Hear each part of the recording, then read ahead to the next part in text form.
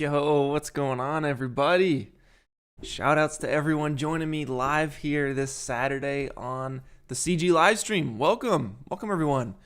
So today we are continuing the art, continuing our submissions for the alternate realities CG challenge. If you guys don't know what it is at this point, welcome to the channel. I've issued y'all basically an animation. And in this animation, I'm asking you guys to replace the character and replace the environment and just have a blast with it. You just can't touch the camera. You can't touch the characters, like, animation, body position kind of stuff. And yeah, you just fill it out and do some cool stuff. We have 122 submissions so far. And yeah, I've been working on mine for the last 2 weeks or so. You guys been doing the same, and we're gonna hop into it. Let me switch over here. What's going on, everybody? Welcome today. It's good to see you guys. Yeah. I've been working on my art this week. I spent all of Wednesday, like the entirety of Wednesday, probably 12 plus hours, just working on this, trying to get this sewer system looking correct.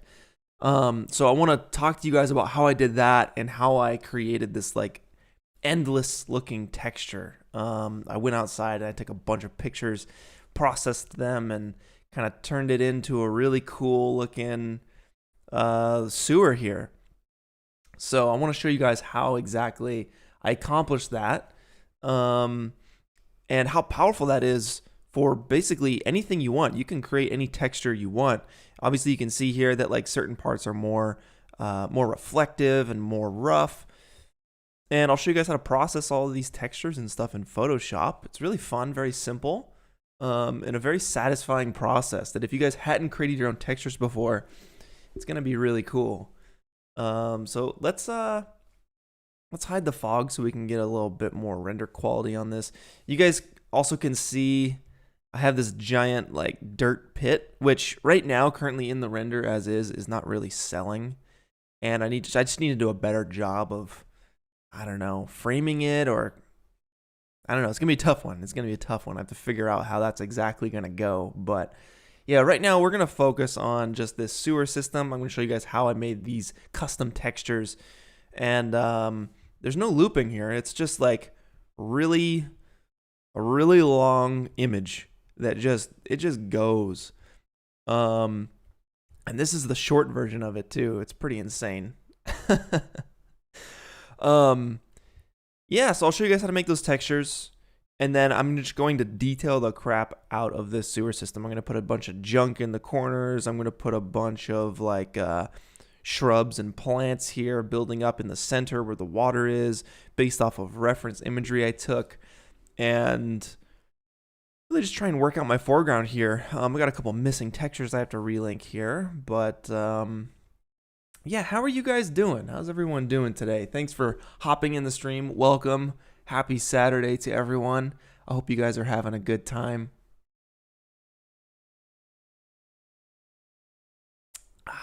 Ooh, I got some peppermint tea. Very nice. I went rock climbing yesterday. It was difficult. It was very difficult. I learned how to tie anchors, which is like a very, I don't want to say stressful process, but it's like, I don't know. If you get the anchors wrong, you will die. So you better not mess up your knots, and you better not mess up the position of your carabiners and all that stuff. So it was really cool. My buddy Jan taught me how to do all that stuff, and we climbed some really tall rocks. Freaking awesome. So I am very sore today. I am extremely sore, but it was so worth it. It's really nice to get outside and climb some rocks. Man, it feels good. It feels really good. Yeah. So how did I create this endless texture? Let me show you guys this endless texture. If we get in close here, we can see that it's pretty darn detailed, right? And I actually just, well, here's exactly what happened. Here's exactly how I did this. So there is a place that I will not mention because you'll have to find your own wall here. But there's a place I went to somewhere in Los Angeles. Ooh, and I can tell it's a little stretched. I might have to stretch that back there. But yeah, there's a place I went to in Los Angeles. It's essentially, like the LA River.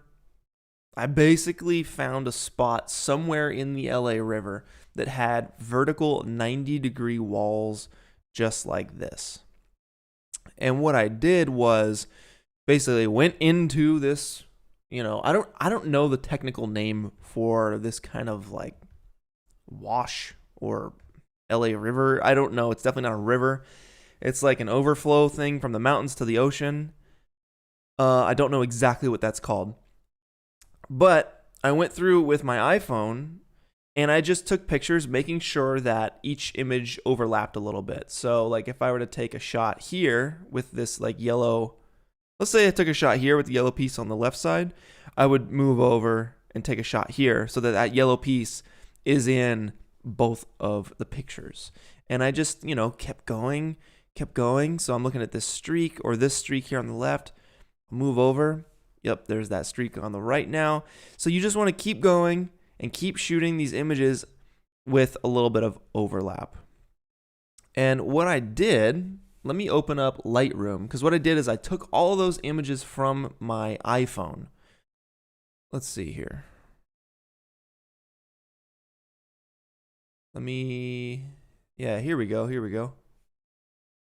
All right, one moment. All right. A ravine, a waterway, something like that. Yeah, something like that. I took all these pictures just going from, let's see, let me get rid of this second window, screen mode, normal. Yeah, and I just kept going through, taking pictures. And the original image, I believe if I were to take off the crop, looks a little something like this. I also adjusted like the transform values and I adjusted the camera calibration. Let's see, transform values and the lens correction. So since I shot on an iPhone, I enabled the lens correction, remove chromatic aberration, and I chose the Apple profile, and it removes the basically like the distortion that you get from shooting on your iPhone.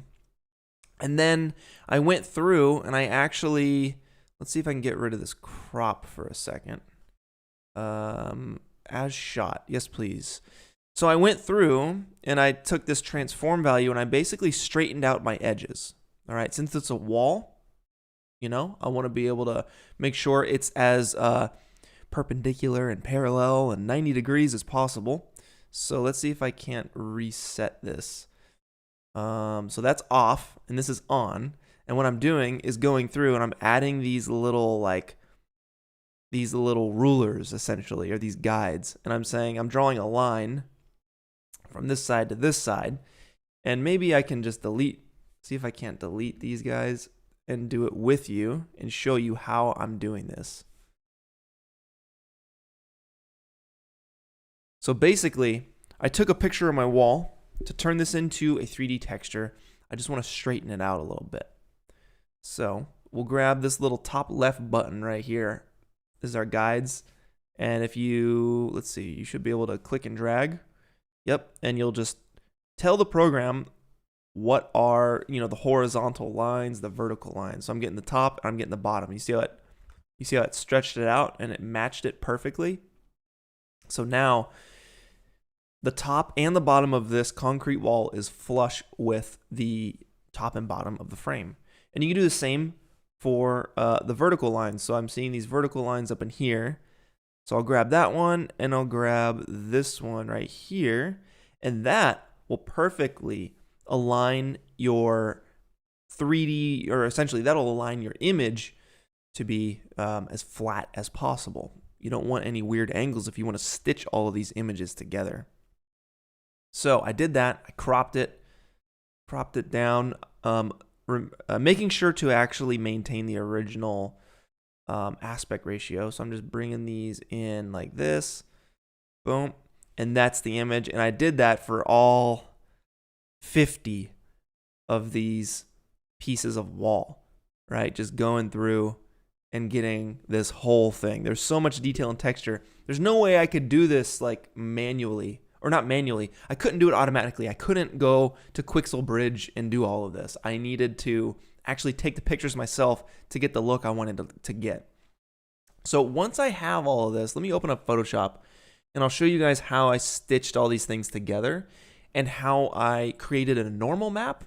You can also create a roughness and specular map too. So I'm gonna show you guys exactly how I did that right now.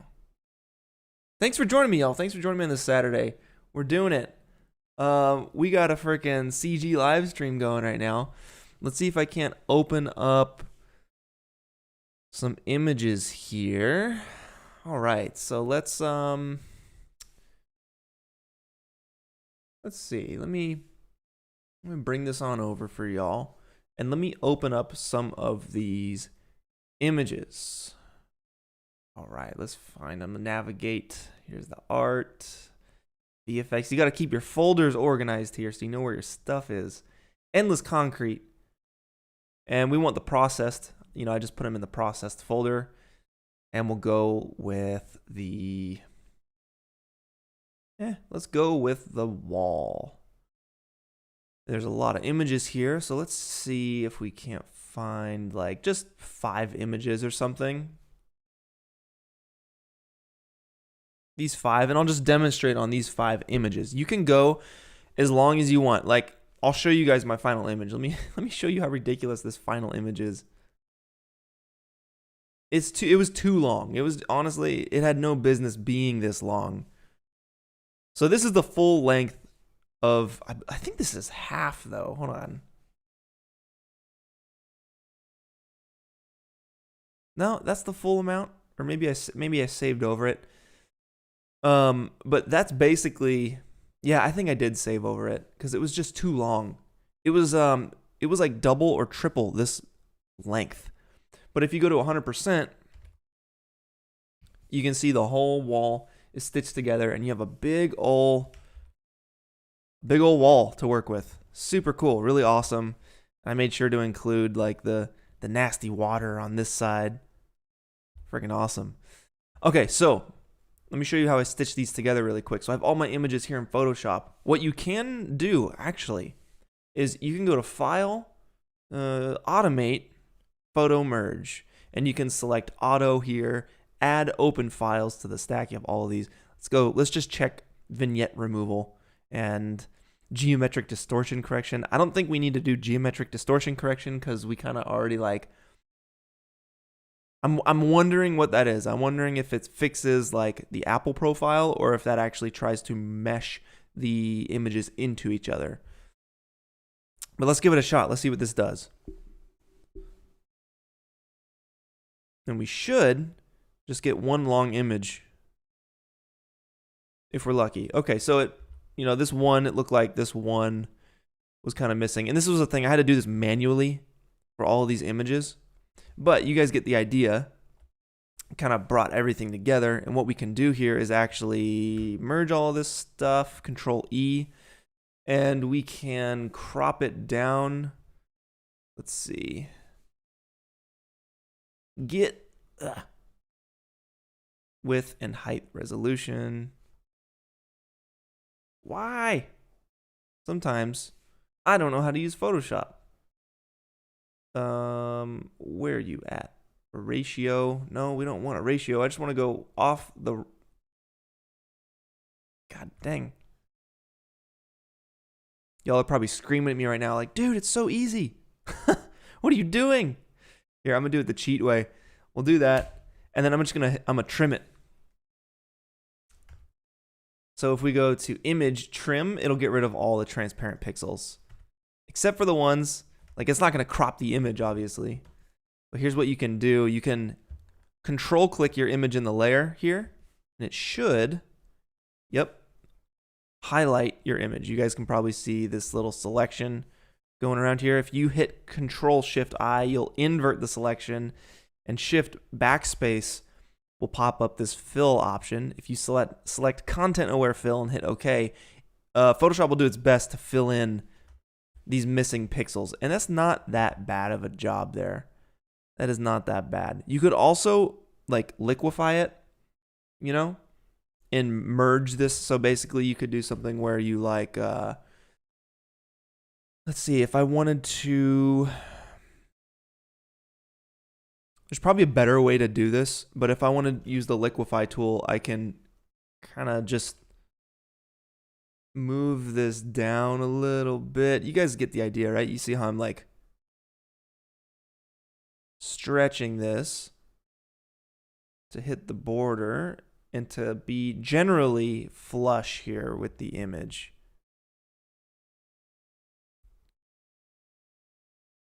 Then we can hit OK. And we can try trimming it again. Get rid of all those transparent pixels. And from here, you could either crop it or you could try the content aware fill thing again. But in this case, I'd probably just crop it. So you said hold shift. Is that the key? What the heck? Holding shift does not do what I want it to do. Yikes. I should know this stuff, right? See, even I'm a noob at Photoshop. I'll do it the cheat way. I'll take it and I'll just kind of scale it up a little bit. Holding shift, bring those up there, bring those down there, and that's looking good. Yo, we got our first super chat of the day, I believe. I don't think I missed any. Jones Lab, thank you for the super chat. You say, what up, finishing my submission after about 100 hours today. Dang, dude, that is awesome. Graphic designer for 10 years. This is my favorite project ever. Thanks for the motivation. Dude, thank you for putting all of your hard work into this thing. The more you guys put into your submissions, the more awesome the final montage is going to be. Combining all these images and all these renders together is going to be truly epic.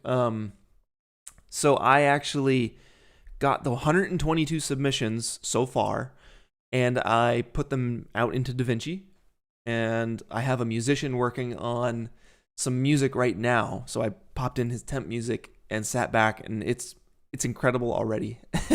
It's seriously incredible already. Without the final music and without all the renders, it's so cool to watch. It syncs up and it's amazing. So I can't wait to show you guys that final montage, which will be middle of June. So June 1st is the deadline for these submissions. That's going to be a Tuesday, I believe. That Saturday, I'm going to have myself and a couple guest judges going over, I believe, the top 100 renders, because there's just, depending on how many there are, there's just going to be too many to do. We'll see, though. We'll see how many there are. So we'll select the winners immediately, right after the June 1st delivery on Tuesday. That Saturday, that weekend, the next live stream will be I'll choose the winners. That's 2 live streams from now. After that will be the montage. Yes, I am so excited. I'm so excited. So guys, keep up the hard work. I'm going to be cranking on my render today here on the live stream, and I know you guys will be too, so thank you for joining me. So guys, we're talking about how to make custom textures right now, though. We just stitched these concrete images together in Photoshop using the File, Automate, Photo Merge option. We had all of our images that we took on our iPhone. I shot all of these on my iPhone, brought them into Lightroom, and cropped them and warped them so that they were flush 90-degree perpendicular lines here. We don't want any warped lines. We want everything as upright and square as possible. That way we can merge them together properly here, just like this. So we got everything merged here. Now, the next thing that we want to do is, let's go ahead and select this and let's duplicate it, Control J, and we want to make a normal map. All right. So this is your diffuse map. All right. We'll throw this down on a,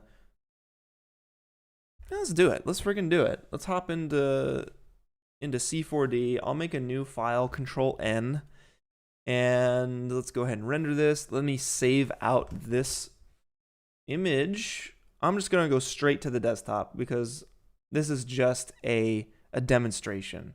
So we'll call this diffusion. Bam. All right, I'm going to take note of its dimensions, okay? So we hover over this, you can see 1919 by 330. All right. So in C4D, let's make a plane. And it'll be 1919 by 330. And if I make a new octane material and I drop that diffuse texture, or that diffuse, diffuse texture, technically that is correct, into the diffuse channel and drop that onto the plane, then you'll see we have a brick wall that just kind of goes, right? But what if I want to load, let's go ahead and load an HDRI image here. I'll link the texture to HDRI link. Let's open that up just so we can get, I don't know, church entrance. All right, let's select church entrance. It's blown out, so we need to select the image and set it to linear. That's going to smooth it out a little bit. Okay, so you see how it's super reflective, like it's a wet pavement? Well, we don't want that right now. We actually want to give it a little bit more depth. We want some bump map. We want specular map, roughness, normal, all that good stuff, right? You guys know how to build textures at this point. So, back in Photoshop. I didn't know this. I watched a Winbush tutorial, and it blew my mind. So, if you go to Filter, 3D, Generate Normal Map, it'll do exactly that. It'll generate you a normal map. Boom. Look at that. Freaking awesome. You can select whether you invert it or not. So you can be like, okay, I know that the paint here, they were trying to get rid of some graffiti, so they were adding onto it. So you want to invert it so it looks like it's popping out at you. And then you can mess with all these settings here, like the detail scale. You can bring this down, make it not as intense. You can crank it up and like go to town with it. That's going to be crazy. But I think somewhere here is probably nice. And then you can work the low values and try and like bring out a little bit more of the low end, maybe the medium scale here, not doing too much. The high end, again, not doing too much, but maybe if we come all the way up with the low end. Well, this is a weird thing. Sometimes these sliders don't work. So if I hit cancel and we try that one more time, filter, 3D, generate normal map. Right, try typing in these values like 50%, and the medium goes to like 50%, and the high just 50%. Everything straight 50%. But I think it gets a little bit more detailed when you like drop it down. So let me try taking all this stuff down to 20%. And you see it didn't change. Let's hit OK and see if it, yeah. Let's try it again, filter 3D. I think that's just a bug. Let's bring the detail scale up just a little bit. Right, and this is fine. This is fine. You guys can mess with all these settings. We'll hit OK, and we're going to save this out as our normal map. The JPEG, yeah, whatever. Normal. Usually it'd be like a TIFF or like a PNG or something. Dang, son, Mr. Hans Bosch back in the house with the frickin' super chats. My God. Dropping bombs here, man. Thank you for that. My goodness. Thank you, sir. Thank you. Thank you. That's going to help me pay for some of the CG assets I've had to purchase to create my render. Man, that's awesome. So you say, can't wait to see everyone's projects come together. I agree. It really is special. There is nothing like this right now where everyone is putting all this work into their one render, and we're combining all of it into like so many hours of work. It'd be cool to actually take a tally and say like how many hours of work this is total. Like that would be cool. Like we have the stats, how much render time, how many hours of work, how many frames total. Like that'd be sweet. And Mr. Hans Bosch had a good time participating as well. So thank you for that super chat, man. Very generous of you. Always, always. Very much appreciated. I'm glad you had a good time with it. Yeah. Let's get back to it, guys. Indie Story. I'm excited to see your render, dude. Very excited to see yours. You're very, very talented, very good with Unreal Engine. And hey, by the way, guys, this is very important.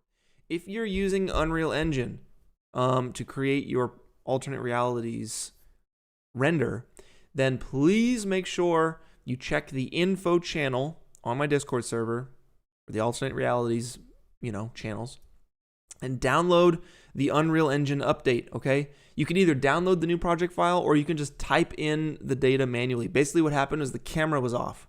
So if you render your final submission with the camera in the wrong place, that's no good. So make sure you guys check the info channel. If you're using Unreal Engine to create your art, check it and just change 2 values. It's all in there, okay? It's very simple. You got to go in the sequencer and change 2 values, all right? So make sure your camera is in the right place if you're using Unreal Engine. And Glenn, thank you for the super chat as well. Much appreciated. Heck yeah, dude. Anything is helpful. Anything is helpful. You rock, man. Thank you for the support. I appreciate you, Glenn. Heck yeah, let's get back to it. All right, so our normal map, all right? Let's load our normal map into C4D and see what it looks like. So let me just hop into here. And I'll just put this up into here so we can have a little bit more room. And let's see if we can't just drag this image, that normal map, right in, and let's see what it does. So take a look at the render view, drop the normal map in, and yeah, it does a little something. It's a little too glossy right now, so I think it needs a roughness and a specular channel working on it. However, it's pretty low res. I'm not gonna lie, it's pretty low res, but that's because I took the pictures with my iPhone. So if I'm actually gonna go back and redo this with my DSLR, and I think my next texture pack is going to be, it's gonna be called Endless Concrete, and I'm gonna just do a bunch of these for you guys, and I'll have it on Gumroad for, I don't know, something affordable, absolutely. And I think I'm going to put together a video on the process. Some fun vlog video where I go out and I shoot all this stuff. I show you guys how I'm doing it. And then I show you the exact process in Photoshop. And then I'll sell the pack at the end. Very similar to the surface imperfection video. And Johnson, yo, thanks for the super chat, man. Heck yeah. Cool beanie. I'm glad you like the beanie. I like it too. Thanks for the drink money, man. I appreciate it. I'll get some tea. Maybe I'll get some kombucha. Maybe I'll get, who knows, man. Maybe some wine or something. Yeah. Thank you, sir. Okay. So let's create our specular and our roughness channel here. So let's come up in here.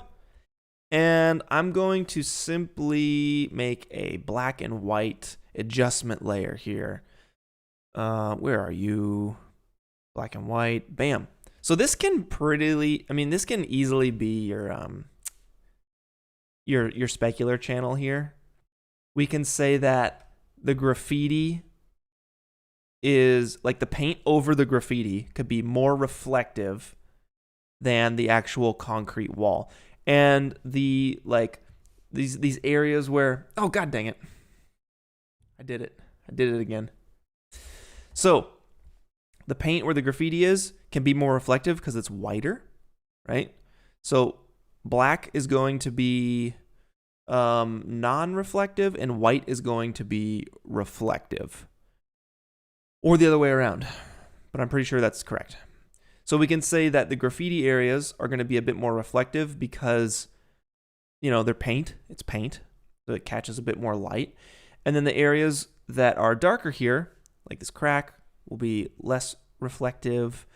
And the wall itself, it'll be a series of grays and darks and lights. So I think this is actually pretty nice. I'm going to go ahead and save this as our specular. And let's see what it looks like. Back into cinema. We'll try and get a nice reflective point. Like, yeah, here we go. Something like this. And let's go ahead and drop that image in here.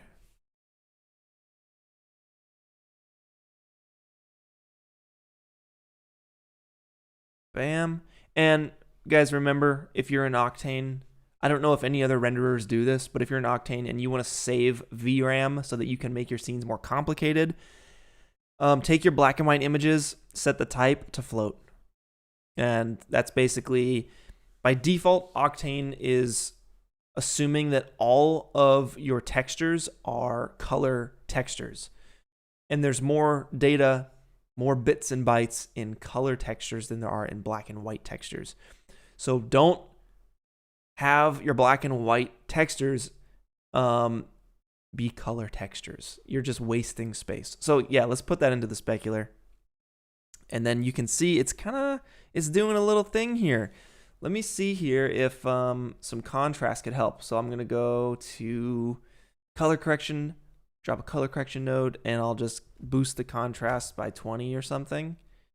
And there you can see we're getting these nice streaks here.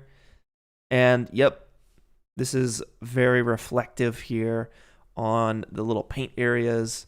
So it looks pretty darn cool to me. Now, what we could do is basically work in a roughness texture. So one way to do it is to just go to the roughness and set it to like 0.2 or something. So it all kind of gets smoothed out equally, which isn't that bad. And it's a little reflective. So maybe we can take the specular channel, the float, and just take that down by half maybe.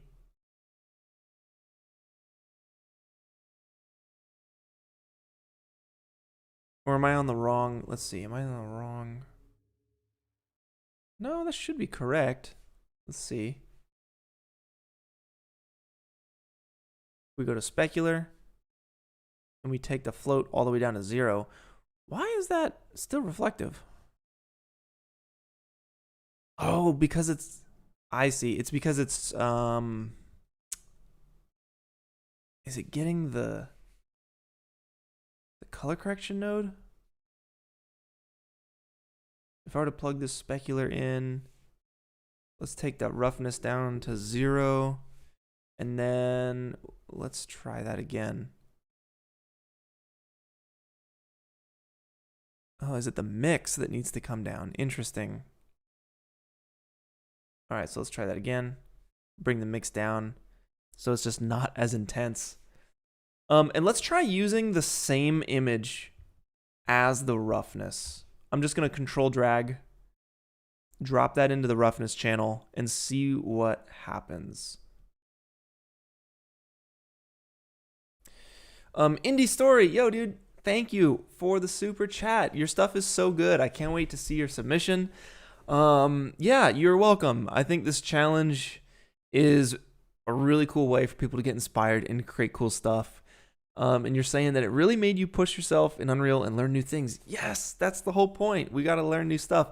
I haven't done a custom texture before, so I'm in the same boat, dude. We're all learning and growing together, and that, again, is the whole point of this channel, is so we can learn and grow together. So you say you barely get time after work, but gets you excited to stay up late and create new worlds. Heck yeah, dude. Me too, man. Me too. Thank you for that super chat. Thank you for the support. And thank you for participating in the challenge, man. I can't wait to see your final. All right, what if we invert this roughness? I see. Let's maybe give this a color correction node too.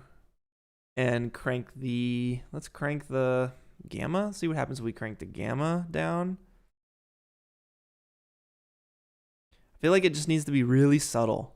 Contrast, let's try 20 on the contrast.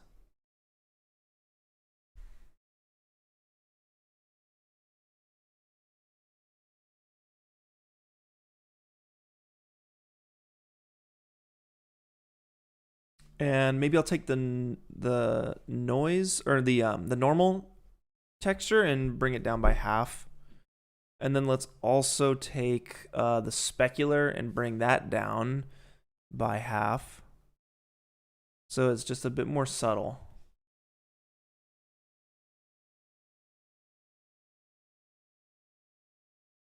And you know, if you do these right, if you do this with a DSLR, it's really going to look nice.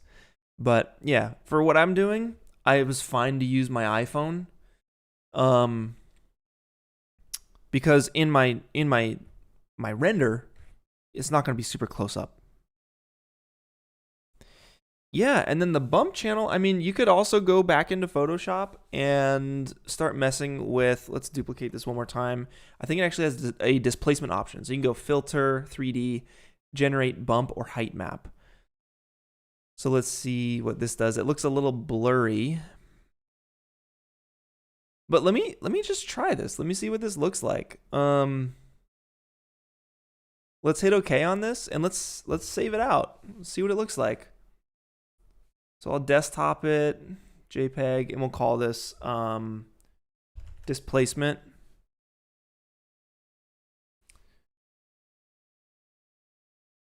And let's drop it in. Isn't it really cool that you can do all this from Photoshop? I never knew it until I watched Winbush's tutorial. Let's drag displacement out, get a displacement node, drop that on, and it's going to do a thing. So we can do, let's see, in the displacement, mid-level is always 0.5, and let's just set it to 4K resolution, and we'll set it to like 20 or even 100 so we can get an idea of what's going on. Okay, so it looks like the edges are a little weird, but if we set the height to maybe like, yeah, 20, we can get a little something out of that, just a little something.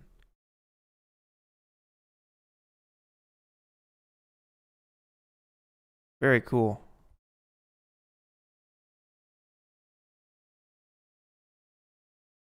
Now it might be a little heavy on these painted parts, so you'd have to go back in there and essentially like tone them down. So this white is coming up a little too much, so you need to come in here with like a gray brush and get those back down to be more of the gray of the background itself.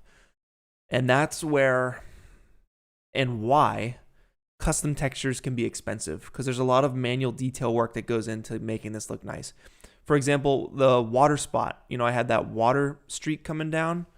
That I had to make sure, I had to basically do like custom roughness, custom specular maps on that, just because, you know, water is reflective. It's not the same as the concrete. So yeah, Scorn, yo, Michael Scorn, dude, thank you for the super chat. You really enjoyed the challenge. Couldn't manage to get a 4K render done as needed. The PC for other things also. Learned so much. Yeah, it's all right. All good, dude. The 1080p is totally fine. But you're looking forward to the next one. And the next one is coming around the corner. All right. And it's going to be very different from what we're doing on this one. It's going to be very fun. It's already in the works. And I'm just excited for you guys to get into it. Yeah, it's going to be sweet. What's up, Ronan? We got Ronan, the moderator, up in here, holding it down. Thank you. I appreciate you for that, man. Okay, so while Octane thinks really hard, here we go. So I'll show you guys that little water spot that I did. Yeah, this one here. I need to tile this a little bit differently. It looks a little stretched, doesn't it? Let me see if I can't just drop this length. That feels a bit better. Yeah. So you can see it's a bit more reflective at certain parts. More reflective than the wall itself. A better example, honestly, is this ground. So the ground here, for this, what I did was I actually went underneath a bridge, and I took a bunch of shots, again with my iPhone, of the ceiling of the bridge. And it's these giant concrete structures. And I stitched them together the same way. And then I took basically a reference picture of this drain, and I took the water from it and I brought that into Photoshop and combined this texture of the underneath of the bridge with this water. And I made sure that the water was more reflective. You know, again, going back to like that custom nature of these textures, I made sure that the water was going to be more reflective than the concrete itself. So yeah, that's essentially what I did to make this custom bridge or waterway drain, I don't know, to create this look. And it really works. It's super solid, and I'm really, really happy with how it turned out. So what's the meat of this stream? What are we going to do? I'm going to build out this sewer with a bunch of like mud and foliage, a bunch of shrubs, a bunch of what else are we going to do? We're going to do like some garbage in the corners, and we're really going to make it look nasty and muddy. And I'm just going to detail this out like I detailed out my foreground last week. The background buildings I'm probably going to save for this week. I'm going to work on them this week and probably touch them up this weekend on the final stream. And then I'll get into character stuff over the weekend as you guys are submitting your final renders. Shout out to Visual, another one of our moderators. But honestly, the dude is just he's much more than a moderator, as all the moderators are. They're not just moderators. They are fantastic artists. So it's cool to have you guys up in here, and I appreciate your guys' help. So Visual, thank you so much, sir. Faraz, yo, what's going on, dude? Welcome. Thank you for joining.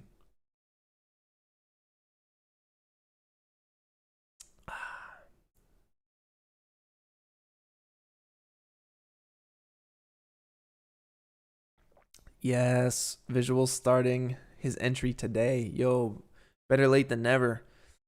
I feel like I still have a lot of work on mine.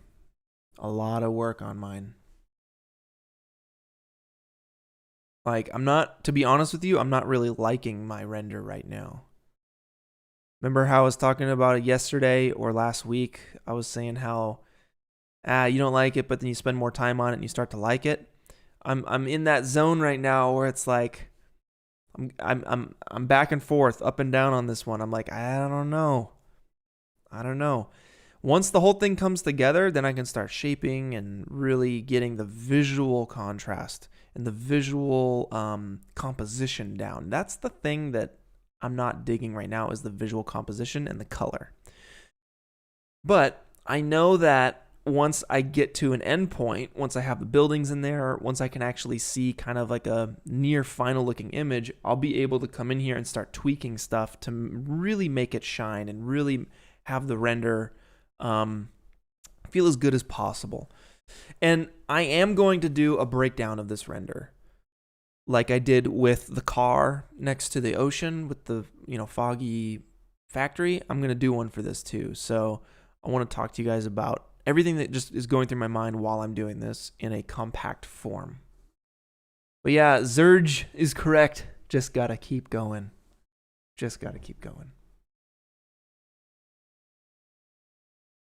All right. So let's build out this this sewer system thingy. It'd be cool to have some pipes coming out of the side of the wall. It would be cool to have maybe some like shafts and tunnels potentially. We'll see how that could go. It would be sweet to have a bunch of like shrubs growing down the middle and growing down like different little strips of this thing. It would be cool to have a bunch of dirt and like old wet paper and mud and grime collected in the corners, maybe with some dead leaves and sticks and rocks in the corners. And depending, it would be really cool to have a, I don't know, maybe some sort of like, robot or car or something down here, like some sort of like eye-catching little visual piece of contrast. It would be cool. So let us begin. Also, I might have, I'm just realizing this right now. Let me pull up my PureF stuff for you guys.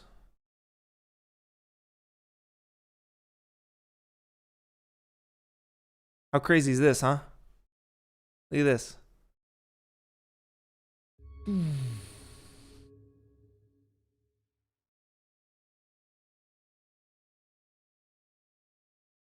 So scary.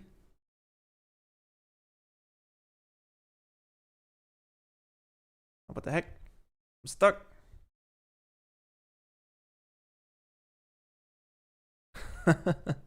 Why am I stuck? Why can't I zoom out?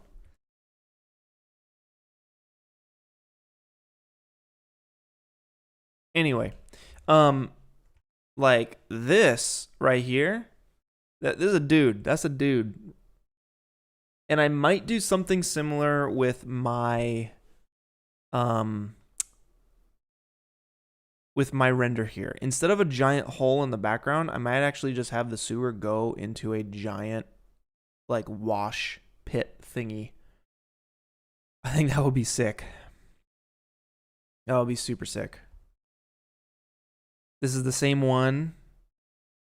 Isn't that terrifying? That's like, that is the creepiest thing I've ever seen in my life.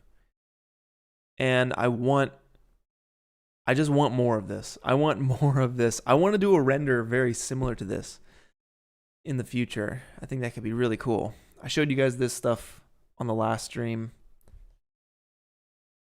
And here's an example of kind of like the sewer here. It's like or not the sewer, but again, I don't know what this is. It's not the river. It's not the LA River. Even though I took the shots in the LA River. But I don't know what this is. A wash? Who knows?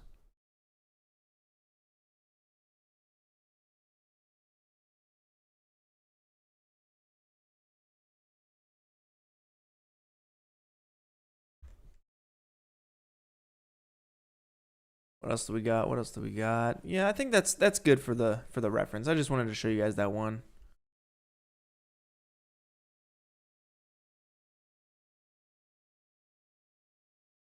All right.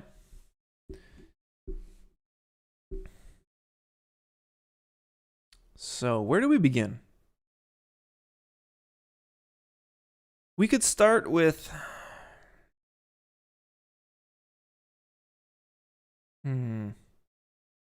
man, it would be cool to have just that giant hole. But for now, I think let's just start with like some corner detail, all right?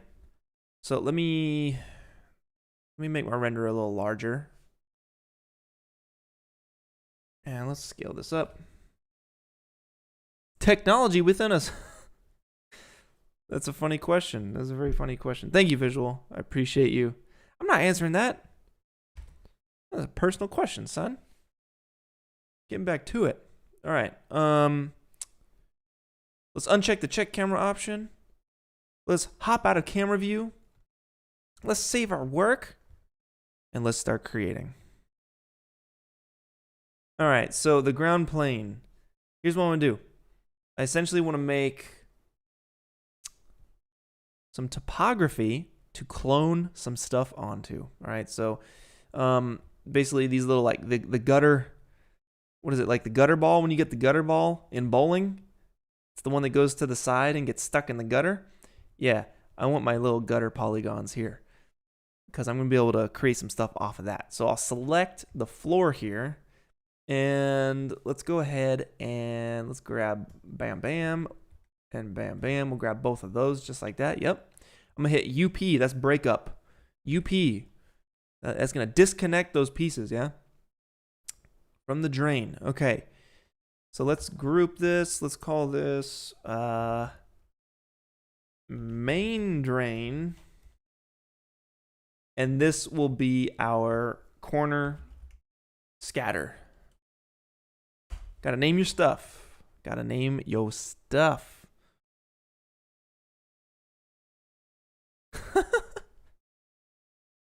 Visual. That's funny, dude.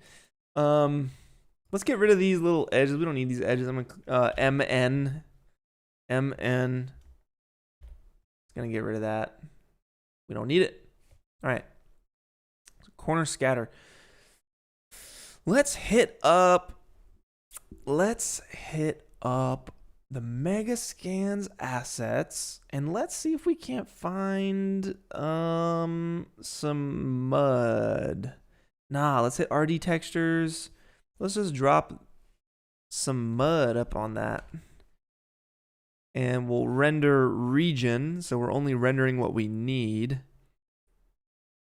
Awesome. Okay. Let's see what this, I know that we had like this guy, bam, this guy right here from last week, the ground. Edge mud.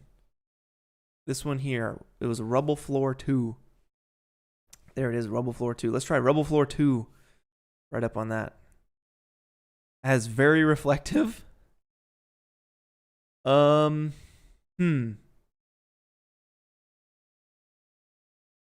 I think what we'll need to do is just make a new texture. Maybe this concrete. What is this? Concrete rubble? These are all, yeah, okay. Trying to figure out what texture works the best.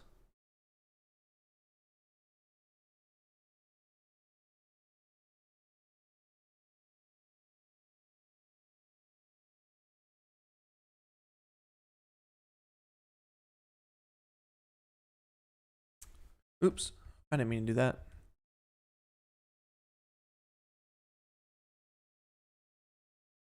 Go back to our little gutter. Corner scatter, here we go. And I'm just trying different textures. Ooh, that one's not bad. That one's not bad at all. It feels like real slimy and nasty.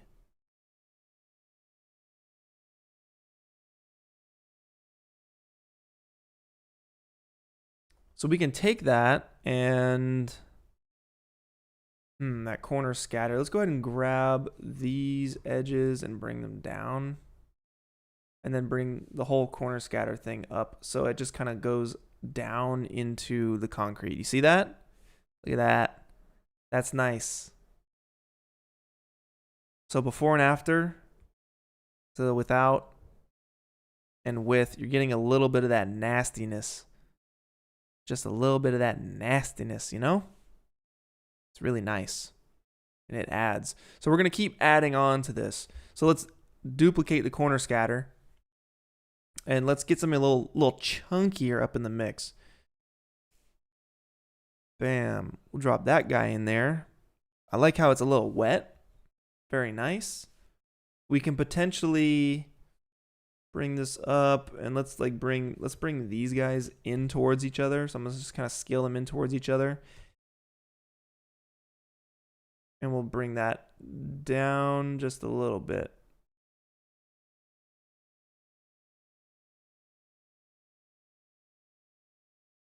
So maybe it's too much. Maybe we just need a little bit of chunkage up in the corner. So I'm gonna undo what we did there. Bam. Let's actually do the opposite. Let's scale them out so it's just a little tiny piece, a little strip of that chunkiness.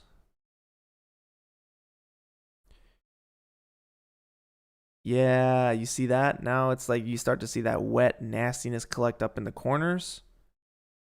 That's good. That's good. We could also, let's duplicate that texture. And I'm going to call this mud. And then I'll call this one mud. Mud dry, maybe. Because it's a little, I don't know, that's a little intense. But it looks, I don't know, it looks good. Also, what I'm going to do, let's go to displacement. I just want like little pieces popping up through the ground. So I'll set the displacement to 30.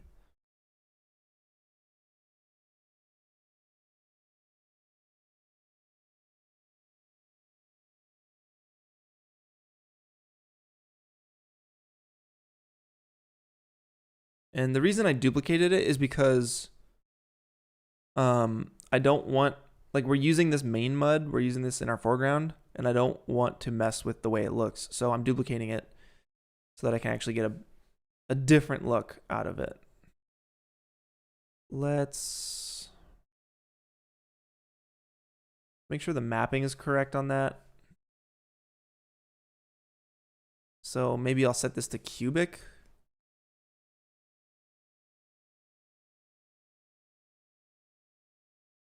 And I'll scale it up.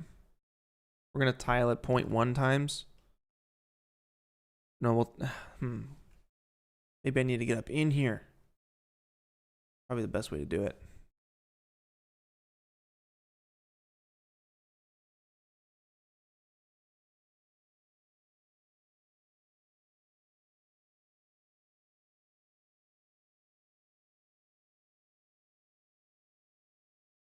Yeah, that seems right.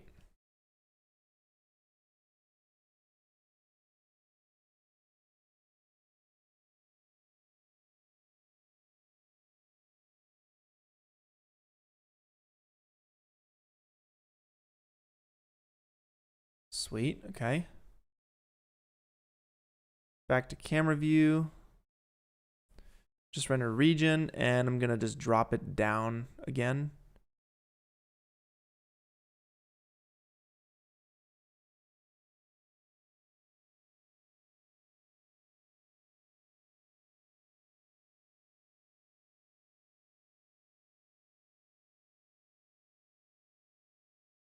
It's so subtle. It's very, very subtle, but that's okay. That's really what we want.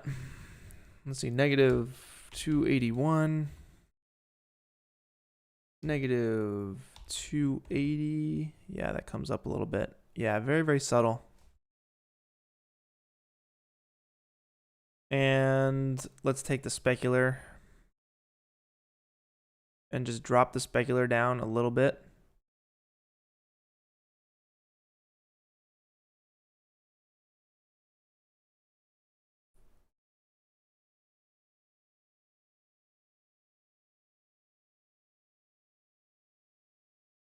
Awesome, okay.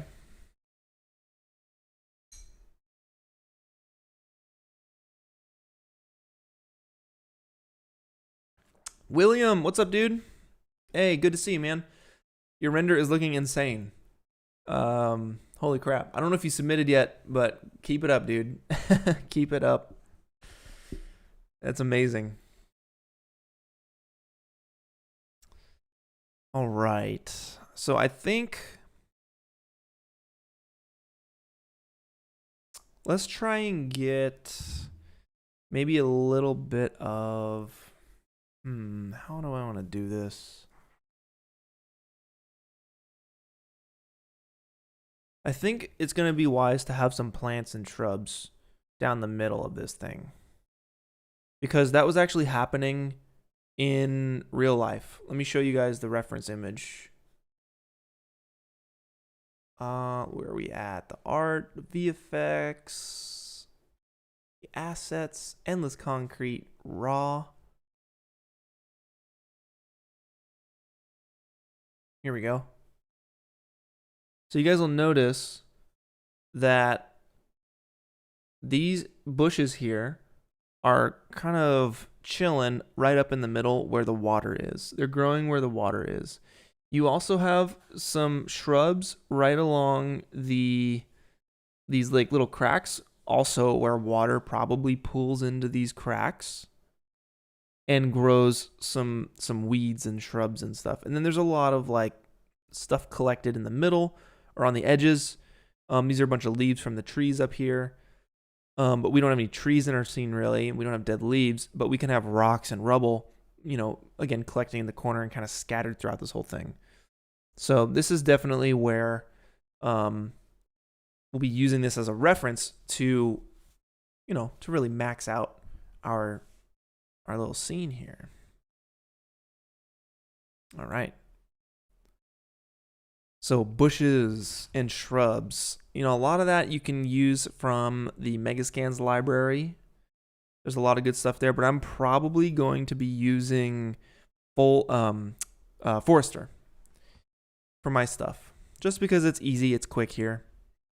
So what I'm gonna do is I'll still have those edges there, those little planes that we have as a scatterable kind of surface for our plants to be scattered and spread out on. So I need to do that for the middle too. So let's see if I can't, let's lock that. Let's hop out of our camera and do this, very similar thing than what we did before. Let's grab these middle pieces. UP, we'll break them up. And let's just name our stuff here. This is wall 1, wall 2, middle. Yeah, middle, I guess. This is our floor. That's our corner scatter, and this is our middle scatter.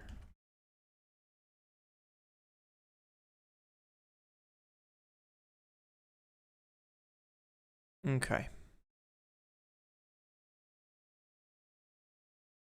So let's find the plants and the shrubs that we want to distribute along our sewer here. I also want to make sure that I'm not scattering. Yeah, that's actually perfect. That is perfect. If I hit Shift V, or no, Alt V, we can go to Safe Frames, Set Safe Frames, and you can actually see where this cuts off. So we actually don't need any of this in the foreground. We don't need to scatter on that at all. So I'm going to actually delete those polygons so we don't get confused. We don't need to waste any computer juice at any point during this render because it's going to start getting really rare.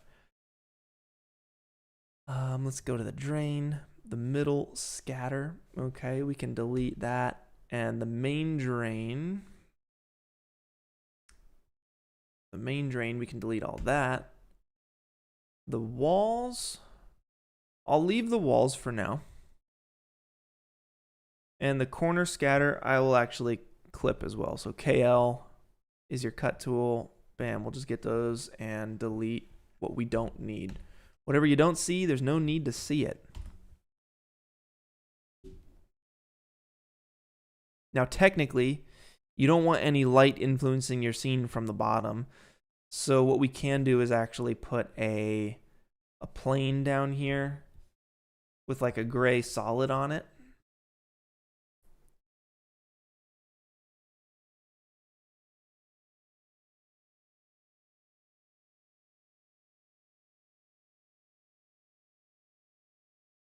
That way it's stopping any light from coming in where you don't want it. But I'd rather use this than, a bunch of detail and shrubs that you don't see in the frame, right? So we can just give like a nondescript matte middle gray kind of texture for that plane there.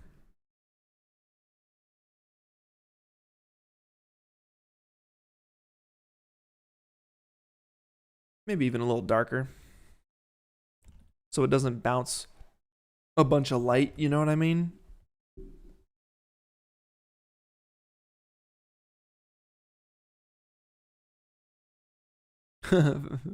Fabian, yo, welcome to the first ever live stream.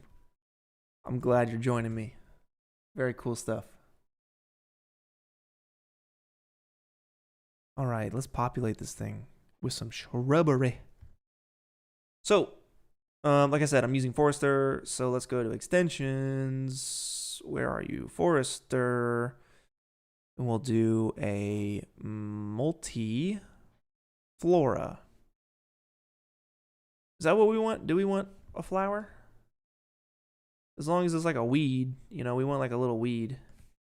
Let's go to the material selection. No, the library. We want the library. Yeah, this is what we want. So looking at my reference, let me go back to this reference here.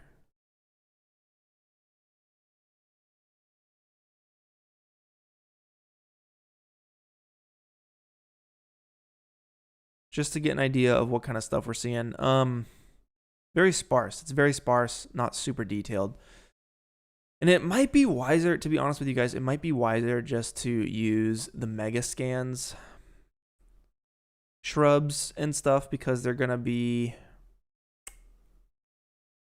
a lot more render friendly. And I might use, okay, so while I'm here, I'll populate the middle section with bushes and stuff that you can't really get with mega scans. So let's do that at least. And for the bushes, I think what we can do is actually use a tree instead and turn a tree into a bush. So we'll go forester tree.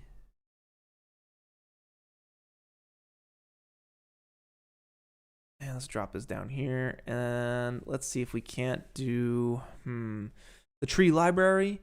And let's hit up something that looks like a bush.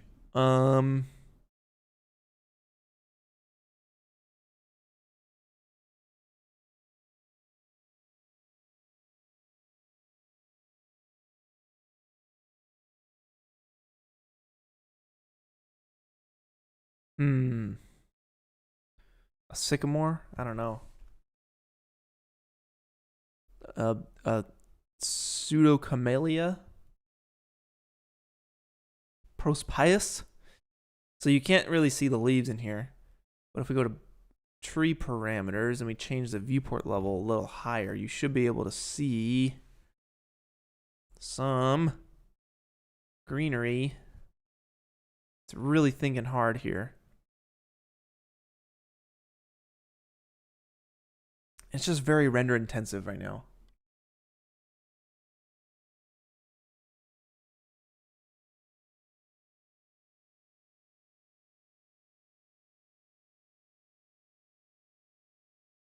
There you go. That's a lot, isn't it? That's a whole lot. Whole lot of stuff we don't need. So what we can do is take the tree growth to like 0.1.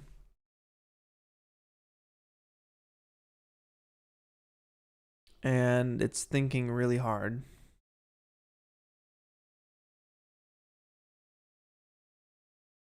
Hopefully this thing will get a little smaller. Yeah, Forester's totally worth it. $300 for Forester, absolutely. It has a wind option, and it's just the best. I really do enjoy it. So this is taking a long time. It's really thinking very hard. I'm wondering if we can just use Megascans for this. Let me open up Megascans here.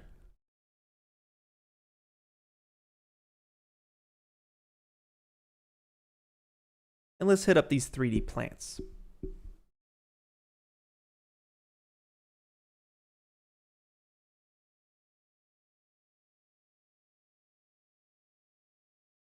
Ferns. I do love me some ferns. So weeds, we'll get some of that. Some grass, we'll get some of that. Let's try ferns and see what they have. We can have this stuff growing out the middle.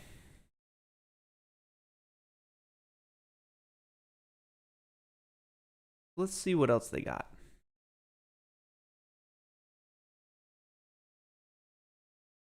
Maybe some grass, perhaps. Some wild overgrown grass, I think, will definitely be a part of our scene.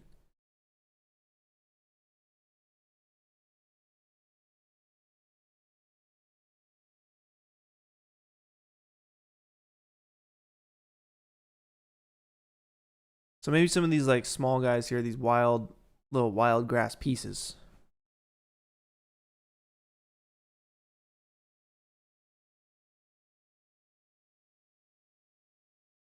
Let's download the 8K.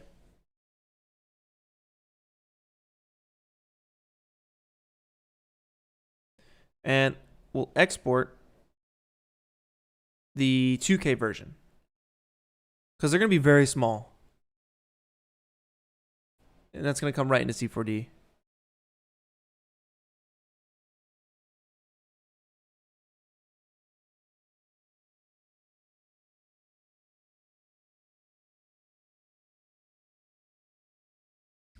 Let's get rid of this tree. And let's take a look at these shrubs. These little grassy grasses.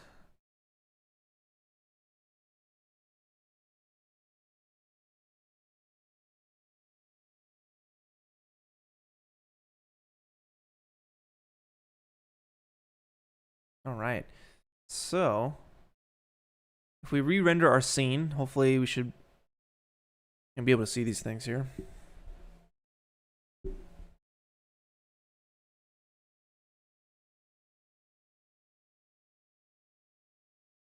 How many more days do you have left for the challenge? I think there's like 9 days left or something. 9 days and like 8 hours.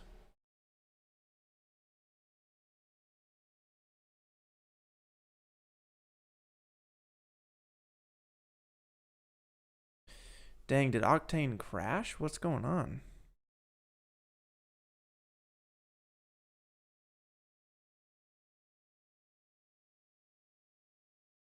Maybe it did. Let me just restart. Let me restart Cinema here. Absolutely save my work.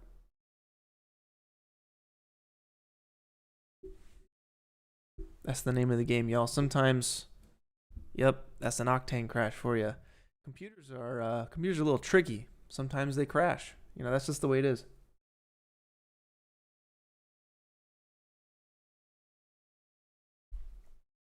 If for whatever reason Cinema never opens for you, you can hit Control Shift Escape if you're on PC, and it's probably because you're running Cinema in the background. It'll say Cinema 4D somewhere up in here, and you just want to make sure you close it out. But we don't need Lightroom anymore. We don't need Photoshop anymore.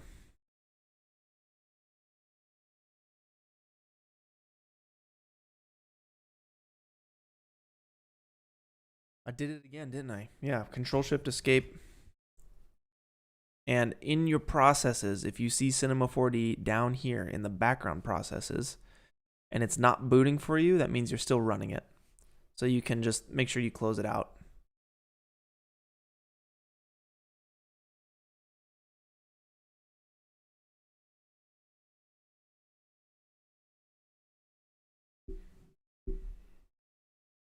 All right.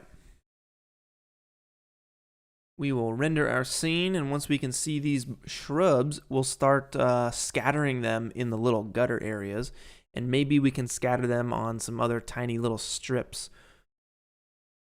of concrete that can act as like the cracks in the ground and stuff.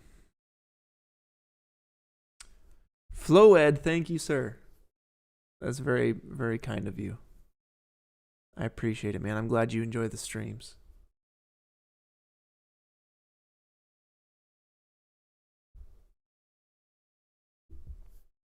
All right. When you see your bright yellow updating, that means you're close. And it should, yeah, here we go. So what we want to do, right, we got our little shrubbies, our shrubby shrubs. Let's go ahead and go into our actual scene here. Scene view, let's open this up just a bit.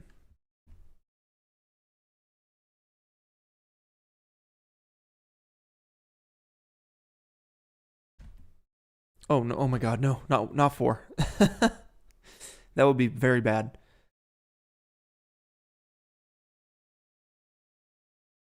And I'm just going to render this region here. That's all we need to see is the corner bits. Awesome. Okay.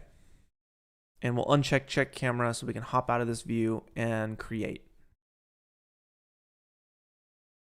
So what I want to do essentially is just take all of these guys and scatter them. Wait, why did it stop again? Did Octane crash again? Anyway, let's try this. All right, let's take all of these. I can use an Octane scatter if I wanted to. And I think that's probably what I'll do. I'll do it with an Octane scatter. Yeah. So let's go ahead and make an Octane scatter object. You can do it by going to Objects, Octane scatter. And I'm just going to drop all of these guys in that Octane scatter. And in the Octane scatter options, the count is already at 1,000. I'm going to set it to just 100. And it's looking for a surface, all right? And we want to put it on the surface of this surface. And the surface will be the corner scatter, like we had selected, right? Corner scatter 1, and I think that's, yeah, corner scatter is totally fine. So let's go ahead and select Octane scatter. Let's drag our corner scatter, bam, into the surface. And you can see that we have these lines that are basically our little shrubs. Let's hop back into camera view, try re-rendering Octane. I don't know why it crashed again.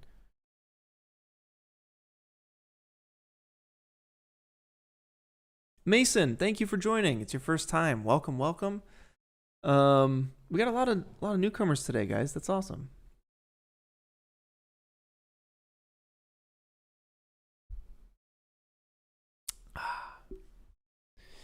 Yeah, it looks like I'm getting some weird Octane issues.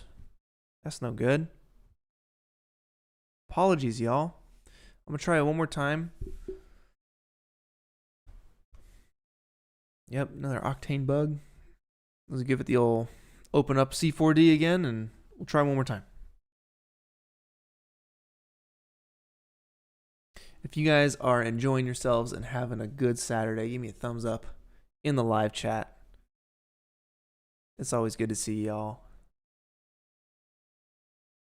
All right, let's try this one more time.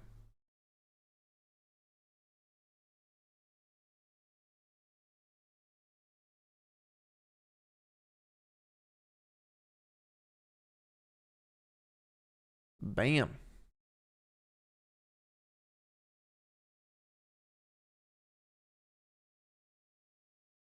I know I need a better processor. I really do.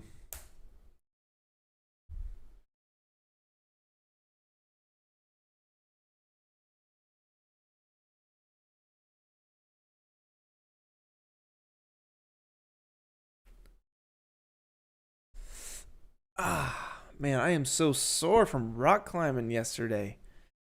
We went for like 5 hours or so. And I was telling you guys earlier in the stream, I learned how to set anchors and tie the ropes and all the knots up top. And it was a little stressful. It was a little stressful. Don't want to mess that up. No siree, not at all.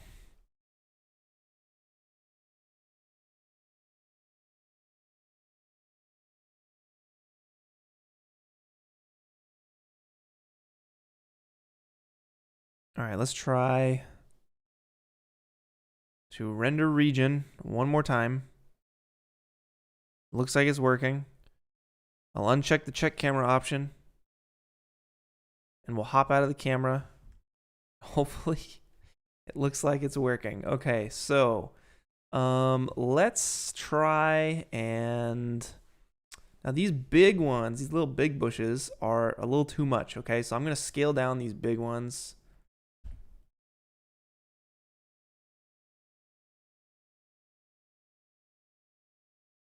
I don't want it to be too intense there on the edges.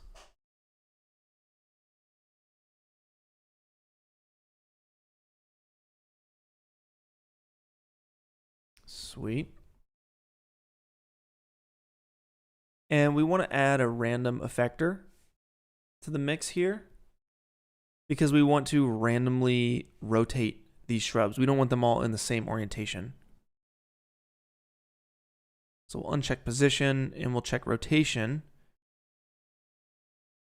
And we can look at these splines just as reference here. So if I rotate and it looks like nothing's happening, that's because they're rotating on the y-axis.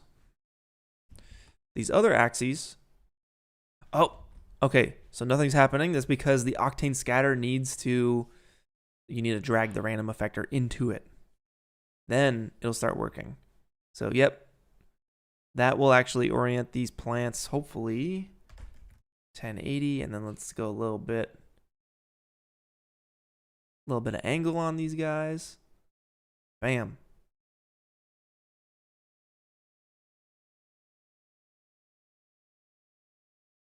All right, that looks good.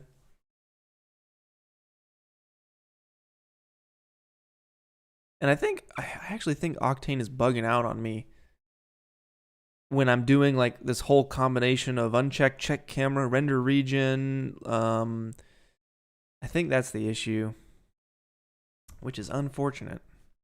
So we're going to go one last time and just make sure we don't do that again. Sorry, guys. Hope you're all still enjoying yourselves.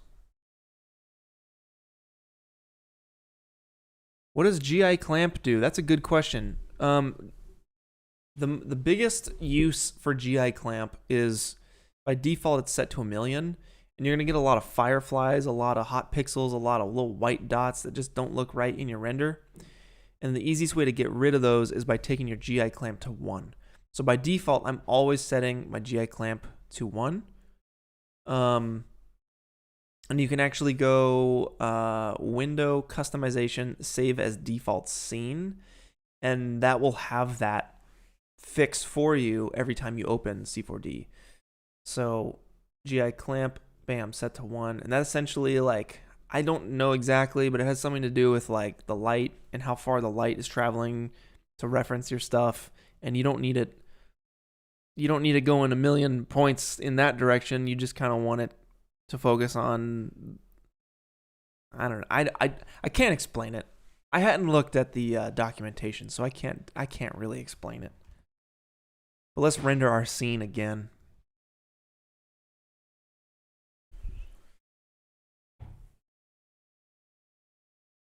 Ugh.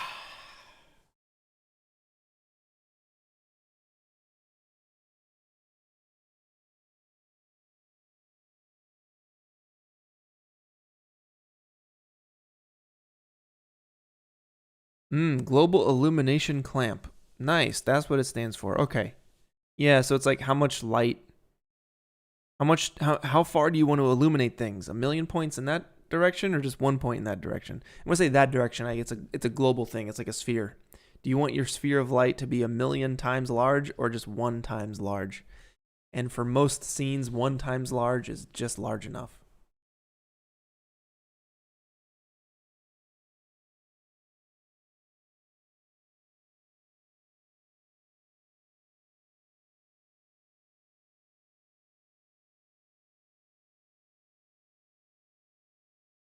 All right, let me test this out and see if this works. Render region. And let me start messing with these settings. Yeah, that looks like it's working. All right, so octane scatter, let's try 200. We're getting like a bunch of grass up in the corner there. And the random, let's go like 40 degrees, 40 degrees. So they're kind of all over the place a little bit. And we can mess with the size as well.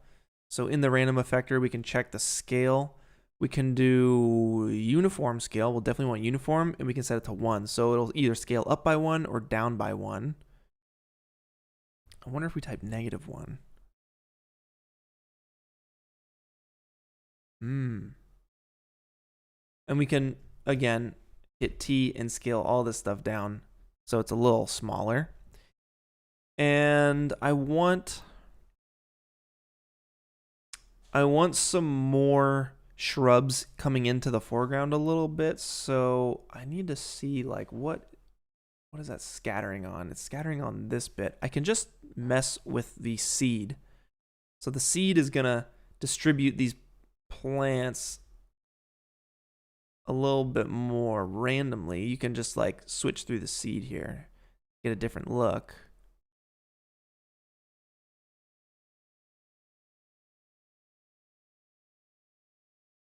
You set that to 400 if you want. It'll really like, you'll have a bunch of stuff coming out there. 300 maybe? And you see how they're going like too far into the actual concrete.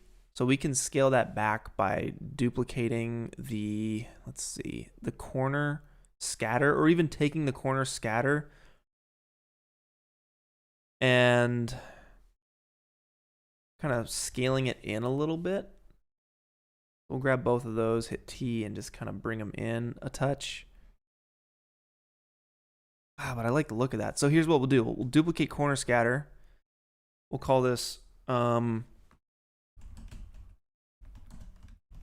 shrub scatter, and we'll use that instead, so that we're really just trying to get as much control over all these individual elements as possible.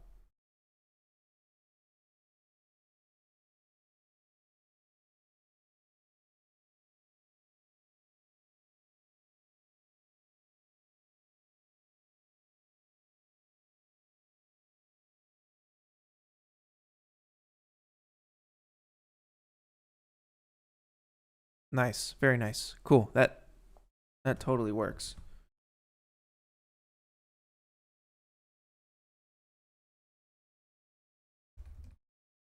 Yeah, and we have a little bit more shrubs there in the corner then. And then another thing we could do, actually, this is actually, I think, a pretty cool technique. Hopefully this doesn't crash Octane again. We will see. But let's create like a series of little cracks and stuff. Like here, you can see that this crack goes along down the path here, and there's different little shrubs growing within that. So I want to see if we can't replicate this kind of look. So what we'll do for that is essentially create, let's make a plane. Now, in fact, let's not make a plane. Let's select this ground here, the floor. All right, we're gonna duplicate the floor, and we're gonna use this to kind of like chop up. And let's go ahead and like, let's solo it.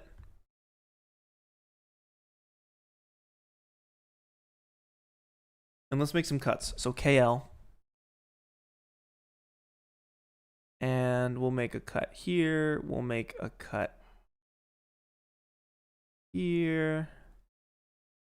And we're just kind of making some grooves going down this concrete. Make a cut there. Cut there. And we'll do like a couple that go horizontally down this thing, so we can kind of get a little sense of depth. We'll equally space these out.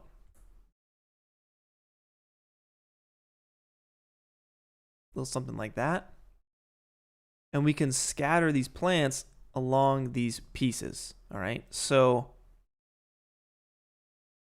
let's go ahead and select all these little grooves that we made. So UL is a loop selection tool.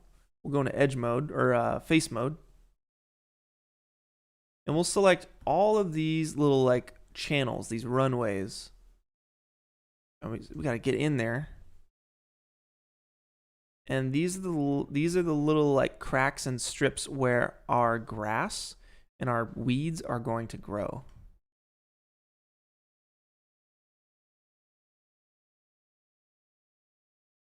Perfect. So from here we can hit UI and then delete everything else. So we just have this little bit here. We can name this. Let's see. Let's name this shrub. I don't know. Ground crack scatter. I don't know. That works. And let's start with the shrubs that we already have. Okay. We can actually take that ground crack scatter, and we have this texture that we have on it. We can duplicate that texture, and we can actually make it darker to appear like there actually are cracks in the ground. So let's take the brightness down to like 0.1, hop out of the solo mode and see if this works.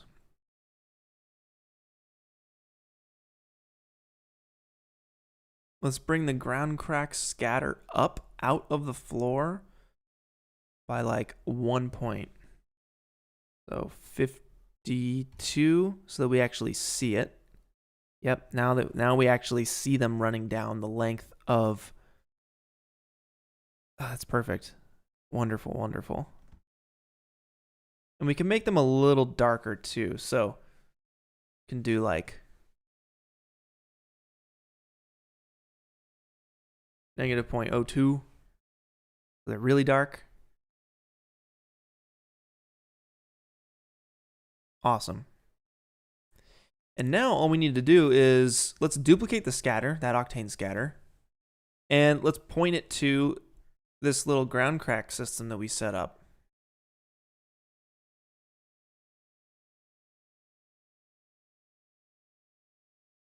Yeah, that's super cool. And what we could do is actually scale down. Let's try scaling all these guys down just a little bit, so it's a bit more subtle. And let's go ahead and see if we can't distribute these shrubs with some noise. All right, so let's set it to 1,000. So there's a lot of shrubs going down all of these little channels.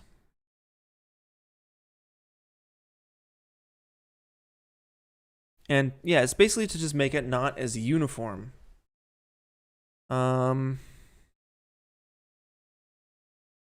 So let's see if we can't select that. Let's go to distribution. We'll go to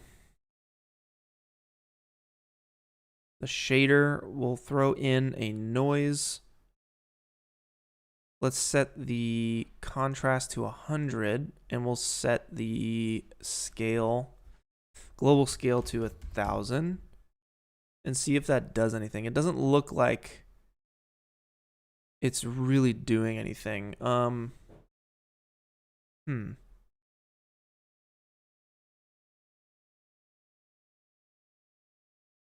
Maybe the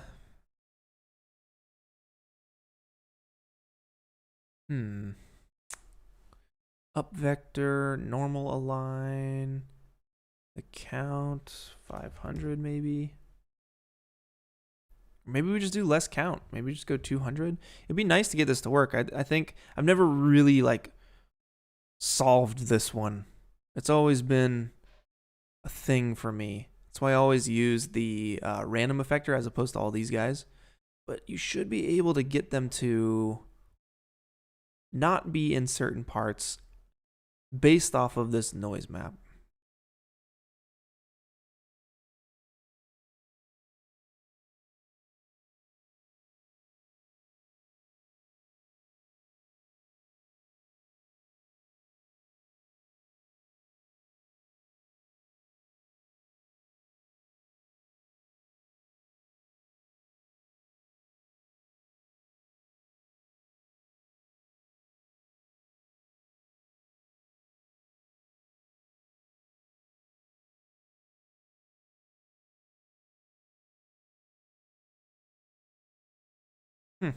Yeah, I think I'll have to do a little bit more research with that one. Vertex map. Use it in scale. All right, let's see.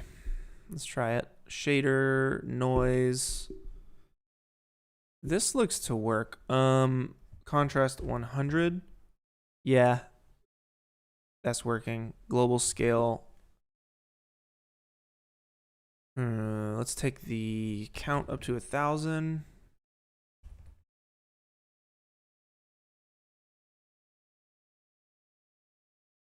Yeah, that looks like it's working. We can also do it with size too. No, that is, we are in scale. Okay, so maybe instead of 100 contrast, we do 90% contrast.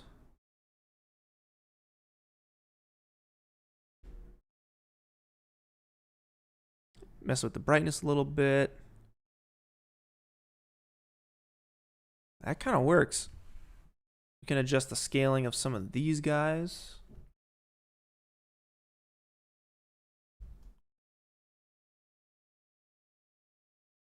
Awesome.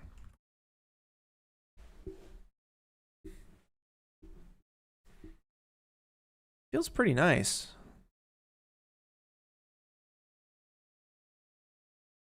Yeah, that's awesome. Okay, so from here, we want to have some bushes and shrubs down the middle as well. So let's go ahead and scatter. Let's go ahead and grab a couple more bushes from the Megascans gallery.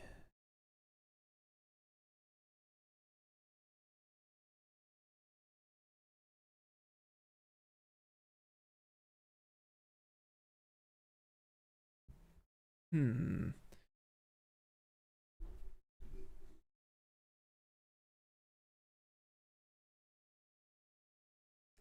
I think you can like switch out a bunch of different variations too.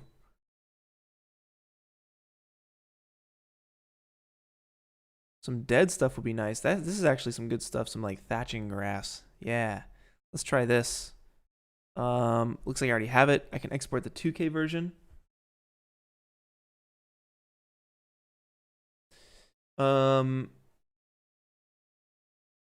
One second, guys. Hold on 1 second. I gotta move my car. I will be back. Give me 2 minutes. See you guys in a second.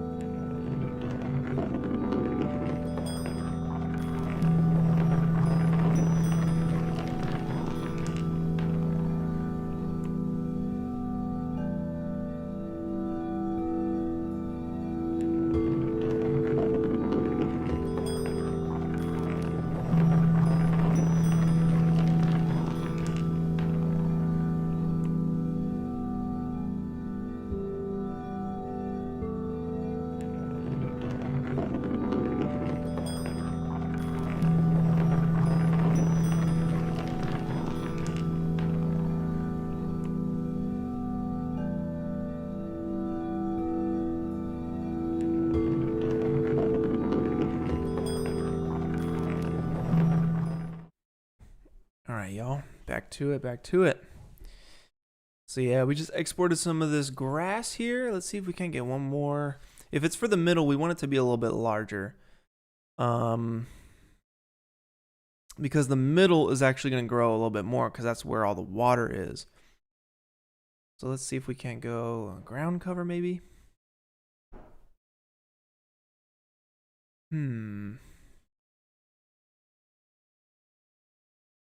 Herbs? Just a bunch of mint leaves. Some sage up in there. Interesting. A ginger plant. Huh, okay. Weeds. Because technically they would be really tall weeds.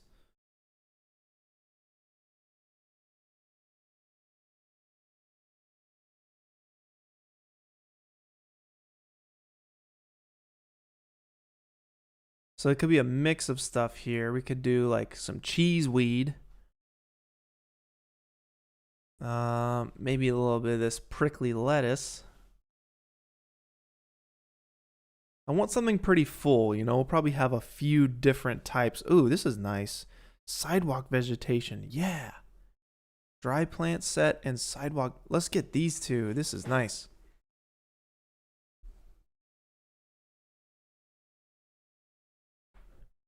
I mean, this is like exactly what we want for like the ground cracks and stuff. So maybe we'll use this for the ground cracks, or we'll mix this. We'll just mix it all in. Dry plant set. This is great for the corners too.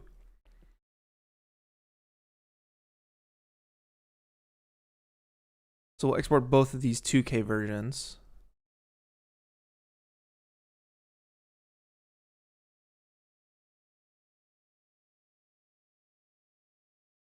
Definitely don't need the 4K versions because there's just going to be a lot of them. We want to save as much as possible.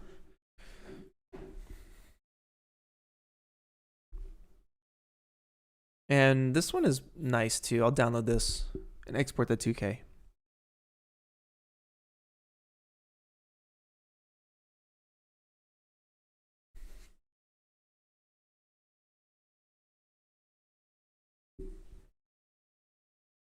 All right.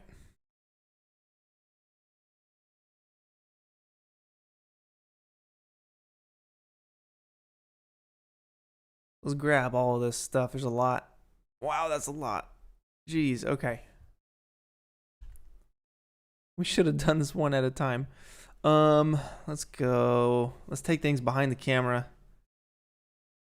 and see if we can't sort all this stuff out. Variation 1 through 12. 13, 14, 15, 16, 17. Wow, that's a lot. So we got that stuff. We have this other stuff, variation 1 through 14.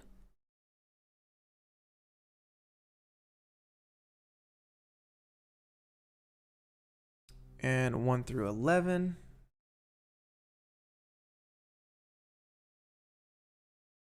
And 1 through 3. Okay, cool. So let's deal with these one at a time here. This stuff is the fresher stuff that I think we can pile up into the middle of this. Okay, so let's go ahead and set that up, yeah?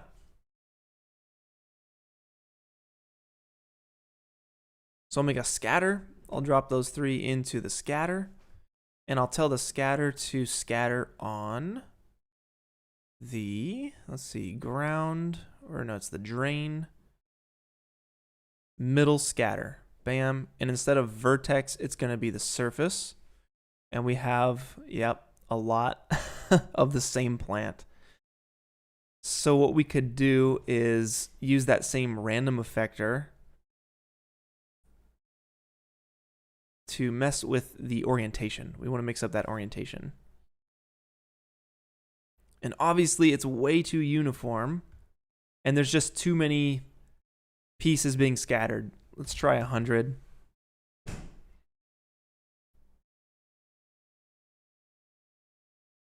And it looks a little too dark. You know, we can take these, the tall weed here, and set it to glossy and octane. Same for the dry plant and the sidewalk. We'll just set all this stuff to glossy and octane.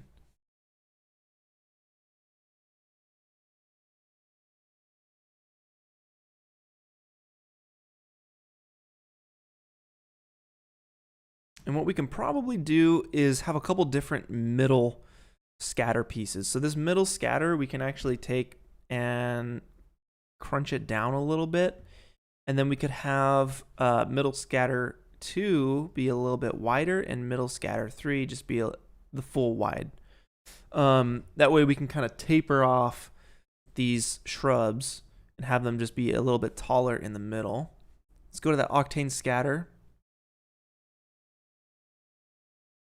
Let's go to the scale. We can actually scale them all up by hitting T. We'll scale them up. And we want to distribute these a little bit more randomly. So like we learned, we'll go to that scale option. We'll drop in some noise.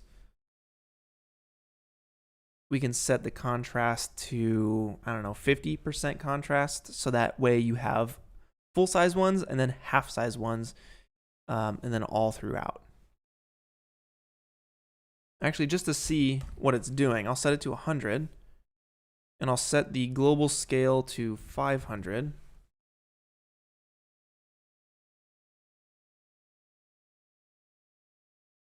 And let's work the seed.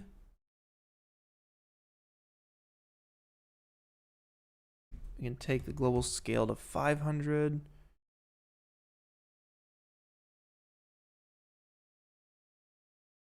And I want to find one that's a little bit more broken up. Like this is pretty nice.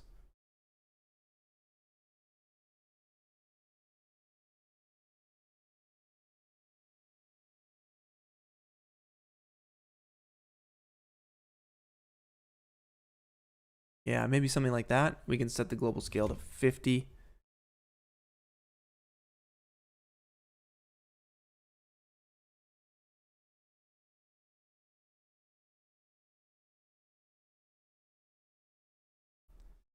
And they're a little too small, so I'll take this scale on the random effector down.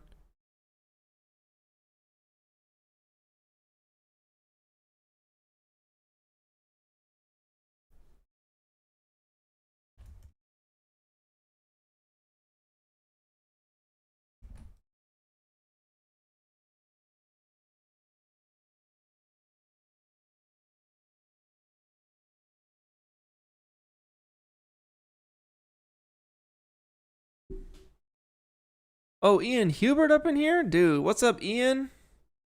Yo. Is that the true Ian Hubert? That is the question. Ian, all right, let's find out if it is indeed. I don't think so though. Is it really Ian? Is it really Ian? Because Ian, I have a question for you. I have a question for you, Ian. And this will be the ultimate test to see if this really is true Ian Hubert. The only an Ian Hubert and I could know the answer to.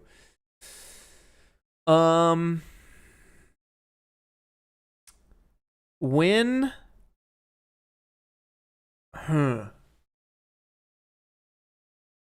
Okay. What is a question only Ian knows the answer to?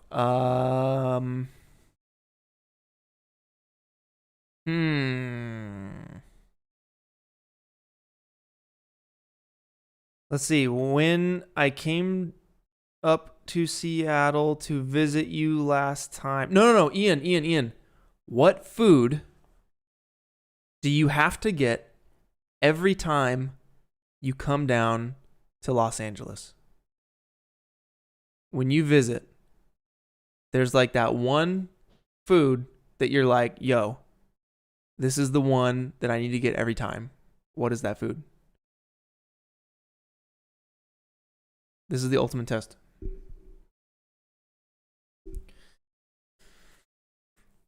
Dun dun dun dun dun dun dun.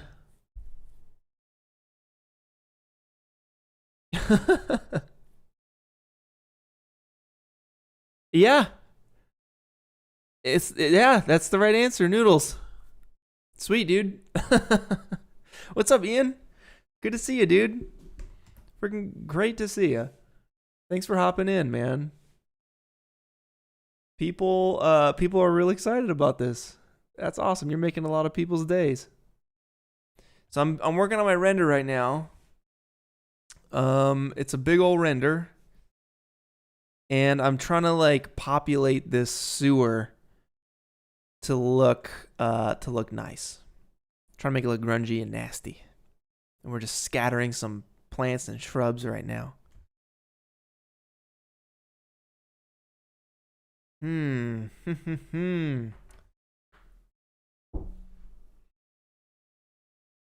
Let's see. What should we do here? What should we do? I need a little bit more. Ooh, I need that sidewalk nastiness. That's what we need, is the sidewalk stuff.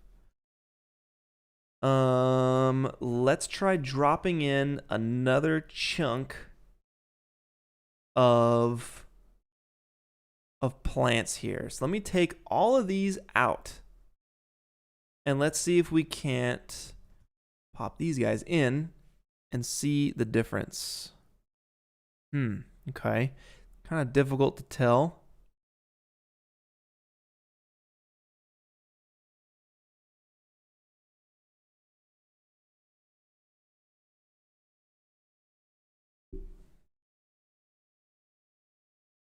Maybe we'll do these ones here. Let's try all of these guys.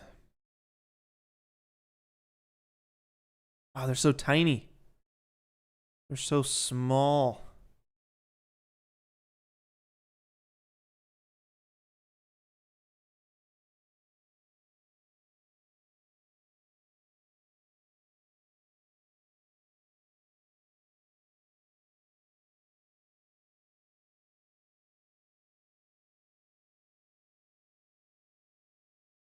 Let's try flipping these out again. The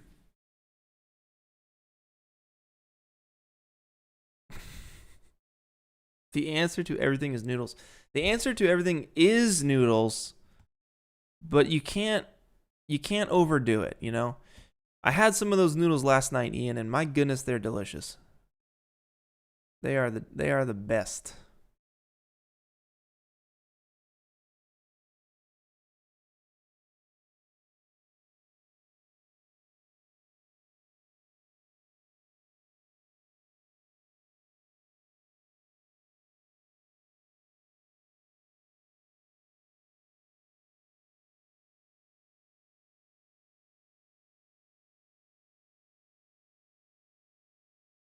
Man, yeah, maybe I'll get rid of the noise up in here. I'll just clear that out so it's full.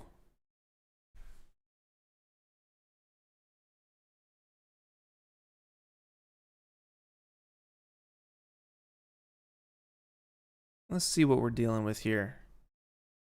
We got these guys. We got this grass. This is the stuff right here, dude. These are the ones. I want to scatter that all up in it.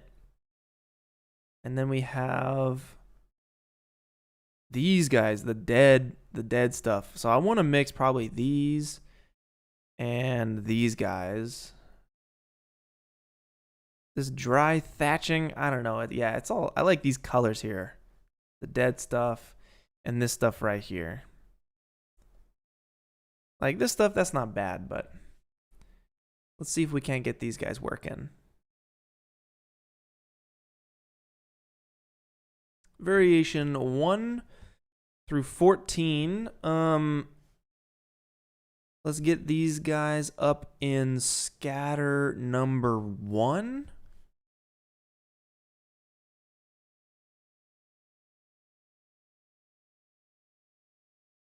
Very nice.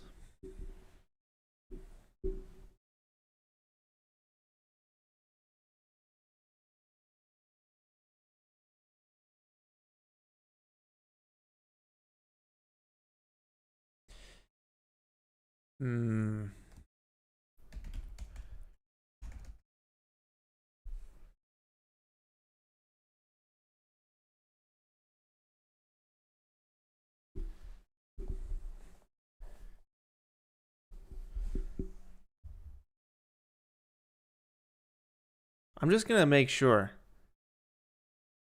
Ian, if it's really you, send me a text message right now. Just to be sure. Just to be super sure.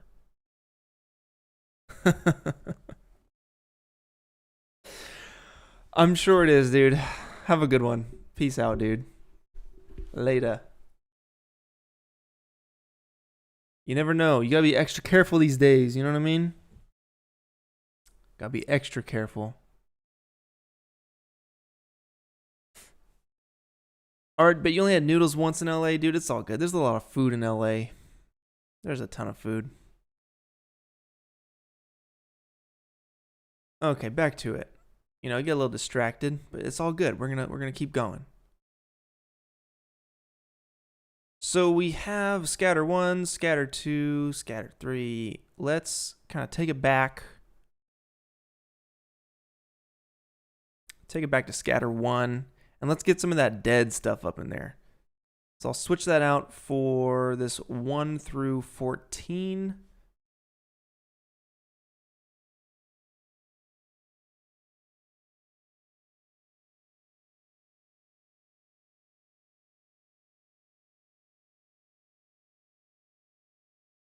Sweet, and I'll scale that stuff up.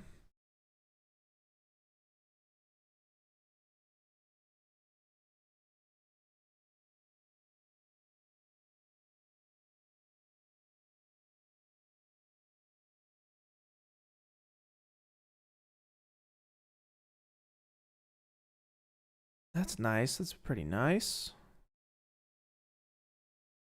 Something pretty subtle.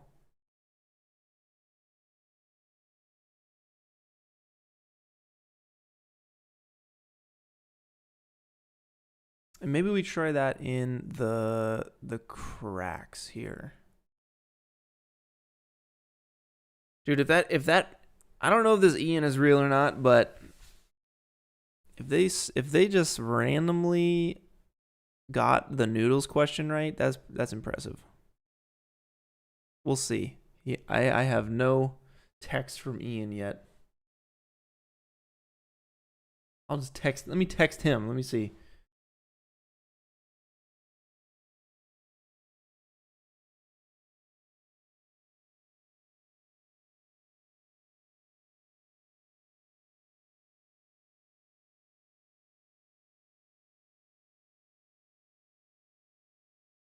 All right. The word's been sent out. He's a busy man. I don't know if he'll get this.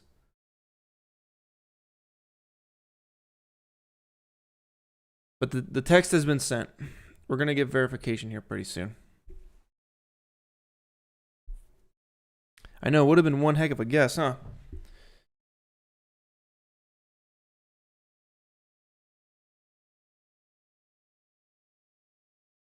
All right, let's see. Let's grab. I'm just, this is just the stream today, y'all. We're just trying to make this stuff look nice. Spending those detail points.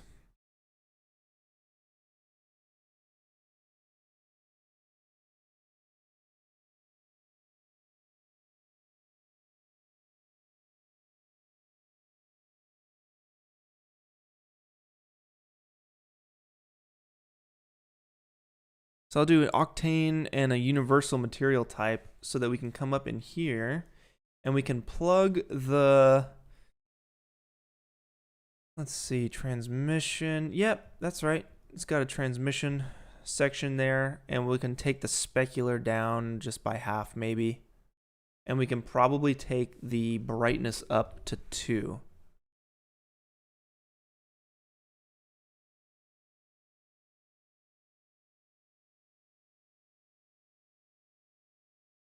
Maybe the saturation down a touch, just a touch. Like 0.8 or something.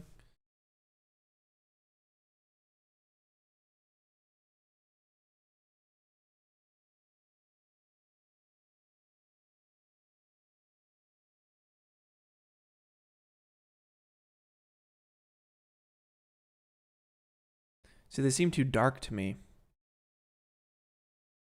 So maybe we can take the gamma down 0.7. And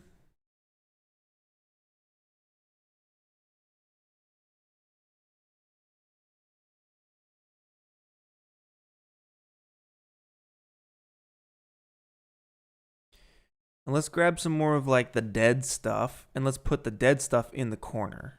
All right. So let's see. We can't find this.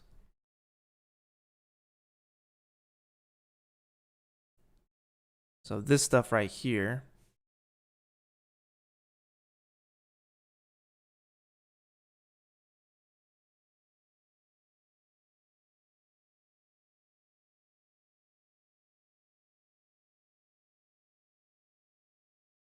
Let's copy this. Not copy it. We'll drag it into scatter number 1. The original scatter. Boom.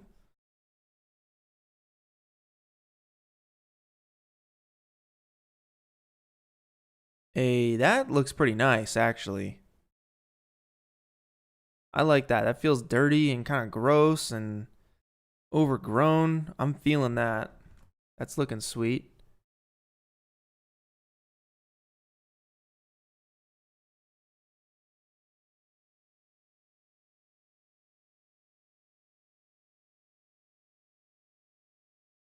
Nice. Okay, and then the middle.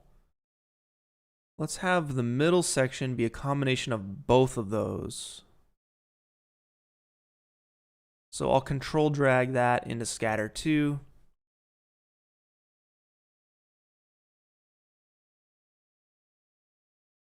And let's grab all these other variations. I'll just get these out of here.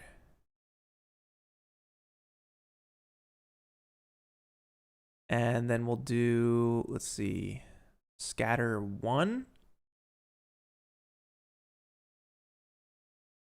Yeah, scatter 1, we'll grab those. We'll copy these, control drag, drop it into scatter 2 as well.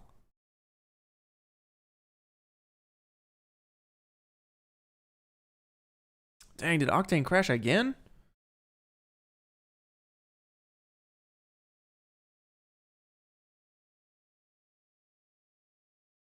I think so. Shoot.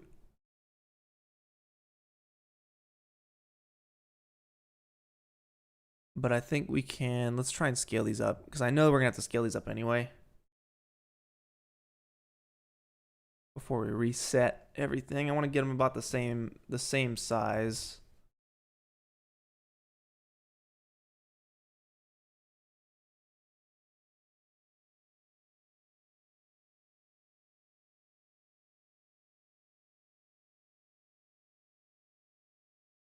Yeah, something like that.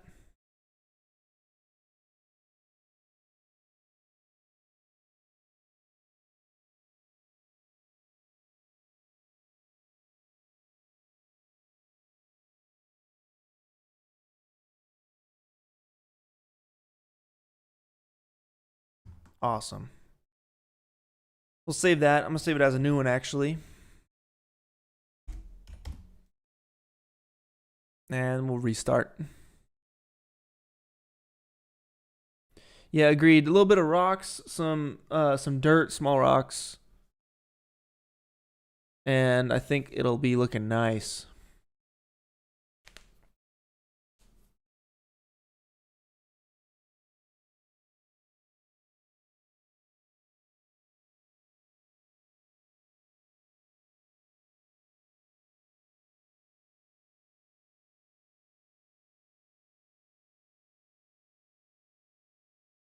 So I got a question for you guys. Would you prefer I had music playing this whole time, or would you prefer it's silent like it is so you can play your own music? If you would prefer for me to have music on the stream, give me a thumbs up. If you would prefer me to keep it as is, with just silence so you can play your own music, give me a thumbs down. Let me know what you guys think. And I would love to do some polls on this kind of stuff eventually. There's just a lot of busyness to do, you know, a lot of busyness in the day.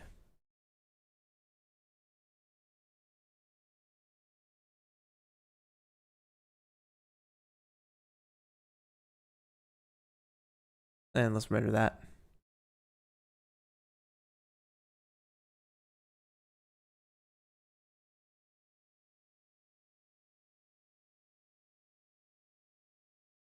Yeah, honestly, I prefer the silence. That way you guys can actually play your own music if you would choose to. Because then you have an option, you know? Ronan votes for the thumbs up with a little bit of music. But you know what I mean? It's like, without music, you guys have the option to play whatever you want. But you also have the option to keep it silent, too. If I have music, then you can't stop the music. It's just like, dude, I'm getting tired of this music. But I don't know. It's mixed. I see it's mixed. A lot of thumbs downs though. You guys enjoy the silence. I like the silence too. We don't have enough silence in our life. Constantly full of music and talking and noise and all that good stuff, you know? It's nice to just chill out, take a break.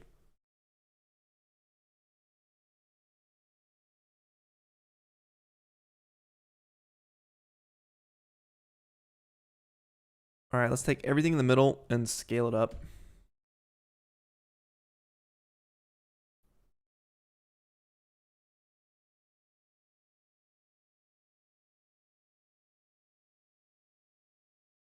And let's also give it its own random effector.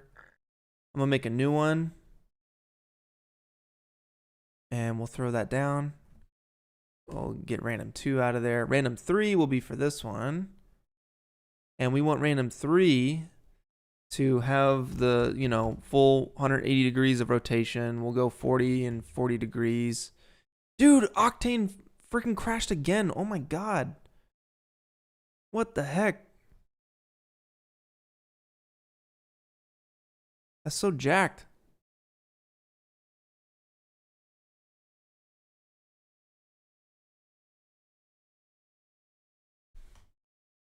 What is going on?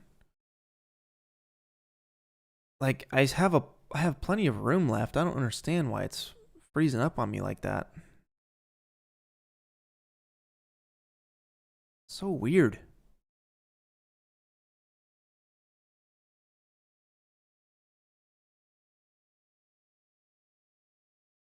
All right. So this is it right now. If I throw in the safe frames, 100%, you guys can see what it'll look like, minus the floating plant.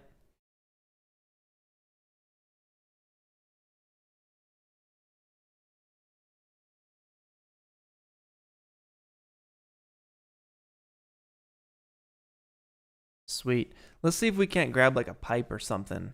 But we need the rocks. We need the scattered rocks, and we need maybe some dirt. Let's grab some scattered rocks. 3D assets. We'll go nature, rock. Is there a scatter option? Yes, there is. And we can find some rocks. Small rock pack. That's easy. Here's some sticks and rocks.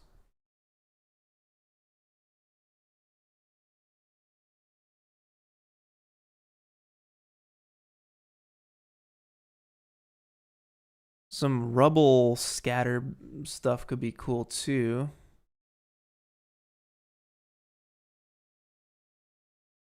Like concrete debris or something. Small rocks pack. This is the one I used for my car on the beach render.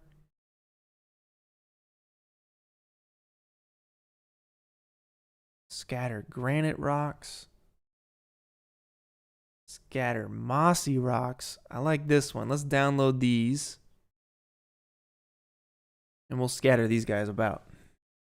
Bam. We just need the 2K versions and we'll export those.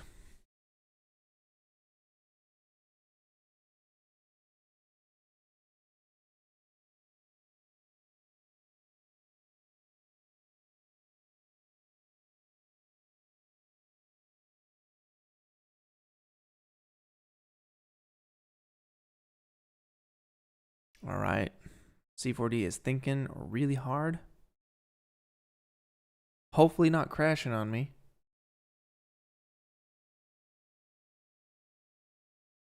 I think Quixel, I think they have poop. They just have a steaming pile of poop. They have horse poop. Yep. Classic. Definitely want to save that for later. Oh, come on. C4D dying on me. What the hey?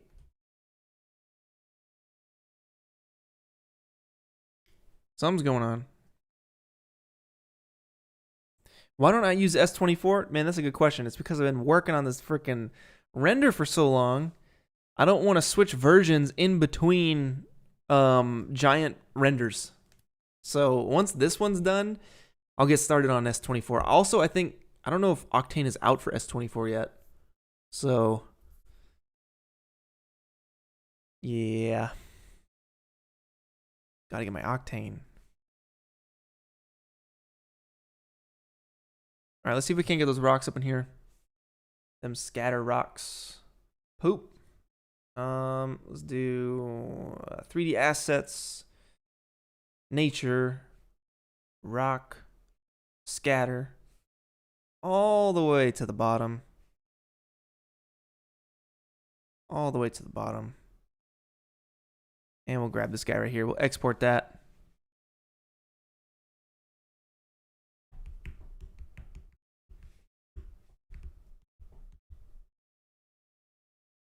Let me just see what they have when I type in scatter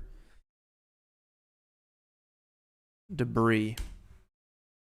Because I feel like there'd be a lot of stuff down there. There'd be like sticks and freaking tree sticks.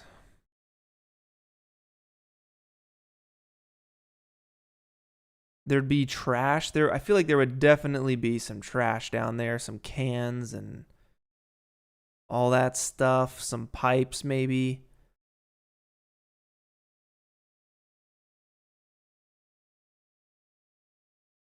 But let's start with the rocks.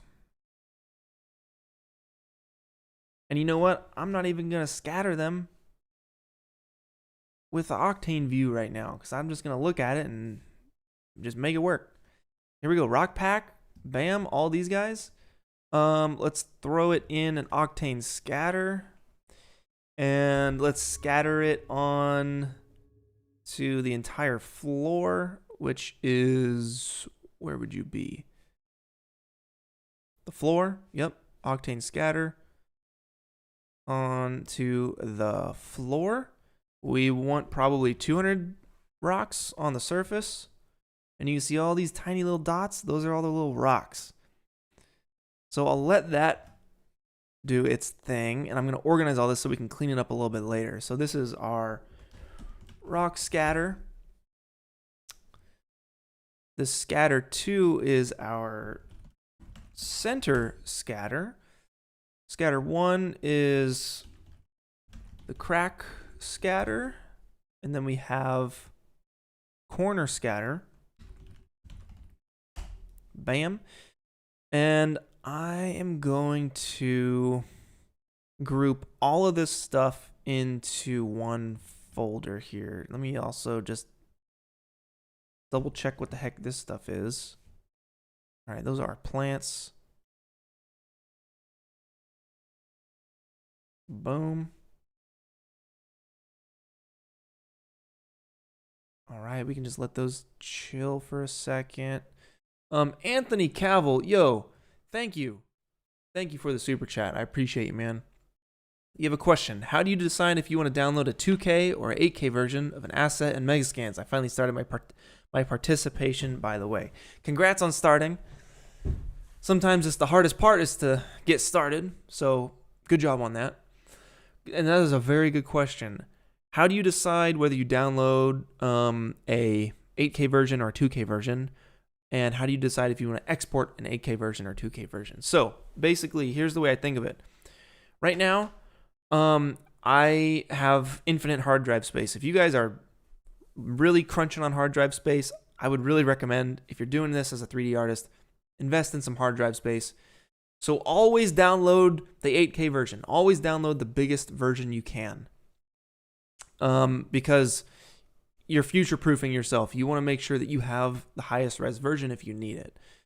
Now, when it comes to exporting what you have downloaded, you can export the 8K version, the highest res version, or you can export a 4K or a 2K version. The way I think of it is there's a couple things. So you want your render to look as high res as possible, right? But you also want to balance performance. At a certain point, your computer's going to explode if you have too many 8K photo scans in your scene.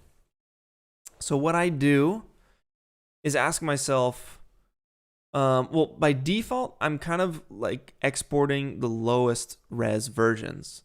So I'll export 2K versions, 4K versions of all these photo scans and all these textures and assets, because it's going to be easier to go back and replace the ones that are closer to camera with 8K versions than it's going to be to like have to redo everything because your computer's crashing because everything's 8K and you have to go back and like change it all out again. So just start low and then work up to the 4K and the 8K versions once you're kind of looking at your full complete render. I would rather get all the way to the end with a 2K setup, basically, than to 20% or 30%, 40% of all 8K, and then it starts crashing on me. Then you have to kind of redo everything. So that's the way I think. With the rocks and the scatter, I know I'm going to leave that stuff 2K. I'm trying to save as much computer juice as possible with the rocks and the grass and the scatter. You're never going to see that detail. But for the foreground elements, the dirt that is right up in your face, the like, you know, the little train wheel that's sitting right there, or like your rubble that's right in the foreground. I know that stuff is going to be 8K eventually. So I'm downloading the 4K versions just to get everything placed. And once I have everything locked in, I'll start switching them out for the 8K versions until my computer explodes. And then I'll undo one of those so that it's not exploding, and then I'll render it. Hopefully that makes sense to you guys. All right. So we have our rocks scattered. There's gonna be some trash. Let's get some trash going. I know. Let's see. Trash scatter.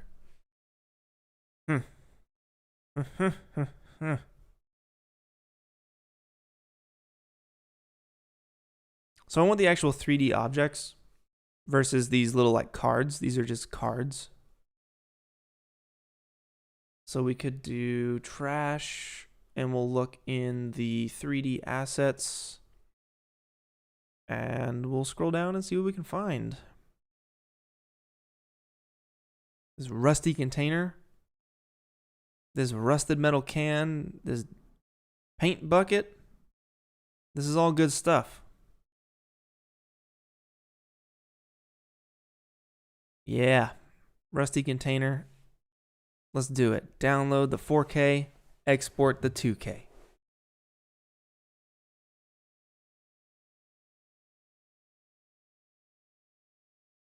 Same for the paint can.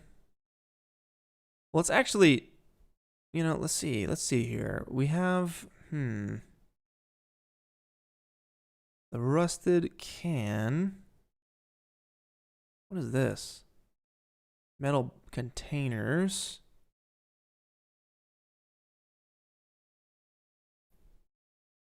I like this. This like dirty oil canister.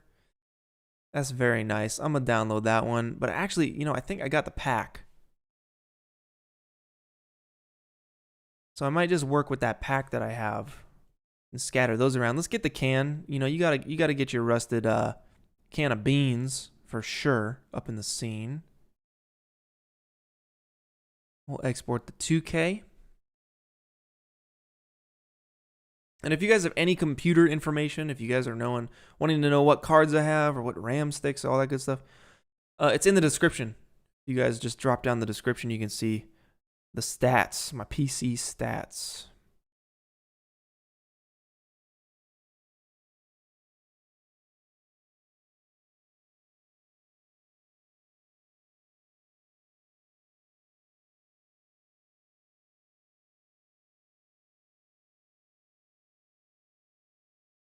All right, and maybe a cigarette box. Download the 4K to future-proof it in case you ever need the 4K. And then export the 2K because we don't need all that data up in our scene. You know what I mean? Sweet. How many points do I have left? I'm probably riding it pretty close. I'm still good. All right. Sweet. Okay.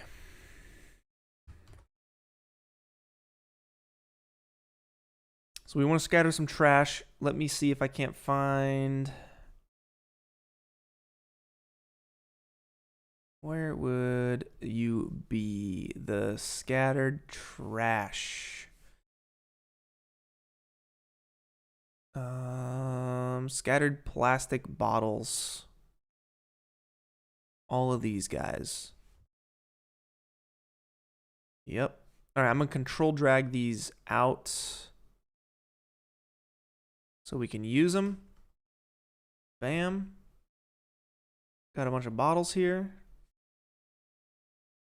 Oh, you know, be good at some tires, man.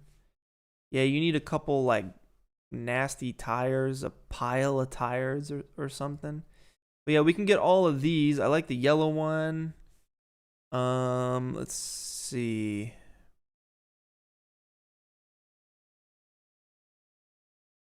The yellow one, the gray one here, and maybe the... Yeah, let's grab these guys. 1, 2, and 3. Awesome. Sweet. And I might actually like hand place these, but we'll see. We got a couple other things here. We have, it's like a cigarette box. We got, what is that? That's the cigarette box. This is our can of beans. And this is our random canister. And those are the rocks that we are scattering currently. And I can move all of those rocks back to our asset pile that's behind camera. Same for the other stuff here. Let's move all this stuff back and out of frame.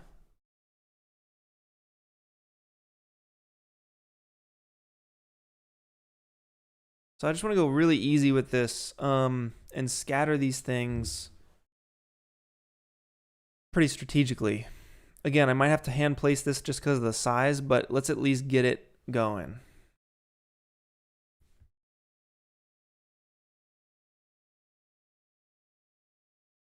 All right, so I'm going to get the gizmo oriented properly on all of these pieces so that they're sitting on the ground. And I'm using the axis center tool to do exactly that. So for this one, I'll probably flip it on its side like this. And I'll reorient the axis with the axis tool over here. And then let's just go ahead and drop that down to the bottom. So it's going to be sitting flush on the floor. These cans probably will not be sitting upright. So I'm going to actually rotate them 90. And then make sure I undo the gizmo so that's sitting upright, and then drop the Y down to the bottom. Same for this can here. Rotate it so it's sitting on its side. And we'll basically drop this down to the bottom. Sweet.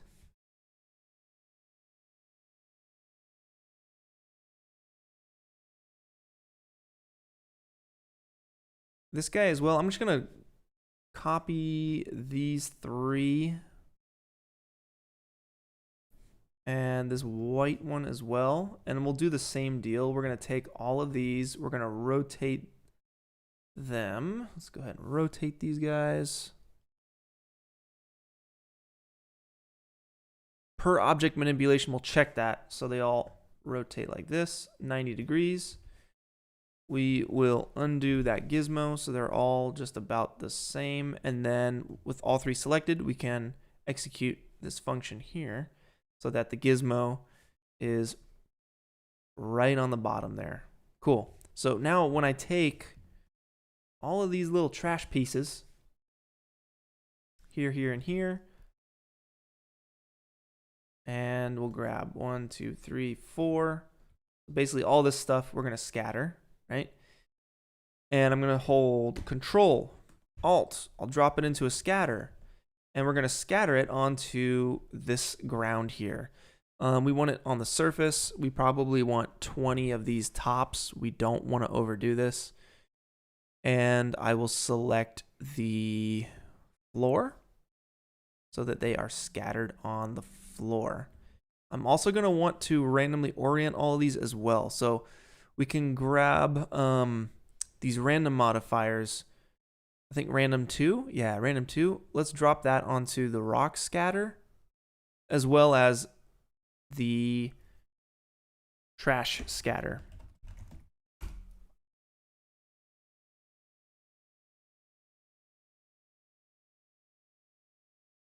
And random 2 is just getting our orientation. We can probably ease up on this, or nah, we'll make our own. I think we need to make our own scatter for these. Now the trash scatter, yep, that's working properly. We can get rid of the random. The rock scatter is going to be fine as is. The trash scatter. Let's go ahead and make a new one.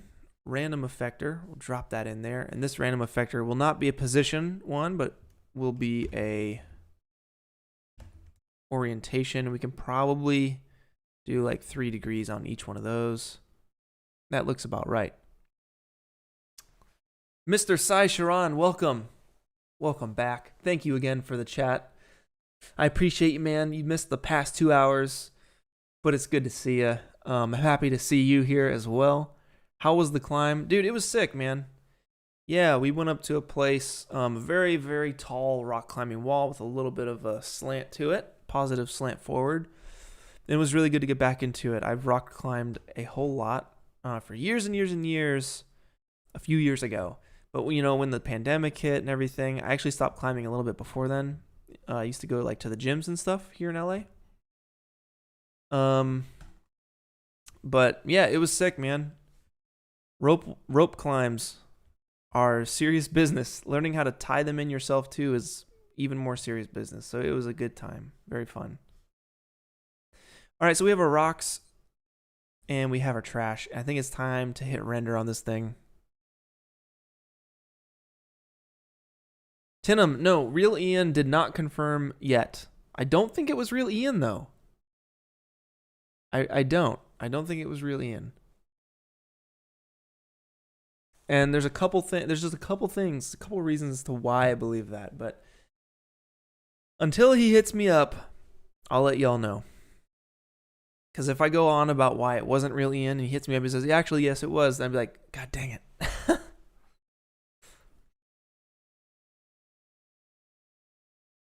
How you guys doing? Everyone doing okay? Thumbs ups if you guys are following along, still enjoying the stream. Thank you guys for hanging out with me through all the crashes. We got a lot of crashes today.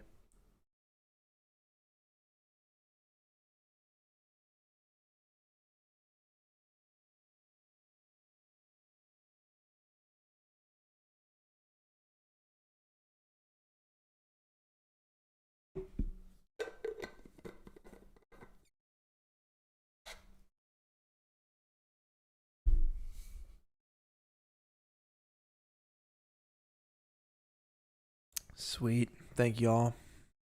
Good times.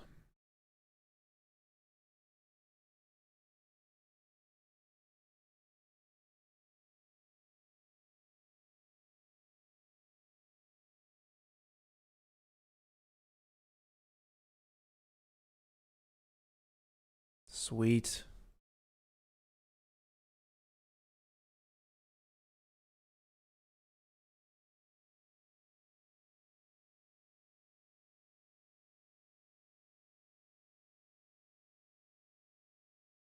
That's pretty nasty down there. I'm a fan.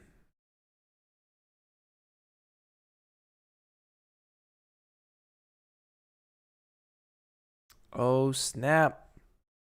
Bonsai. Yo, thank you. That is very generous of you.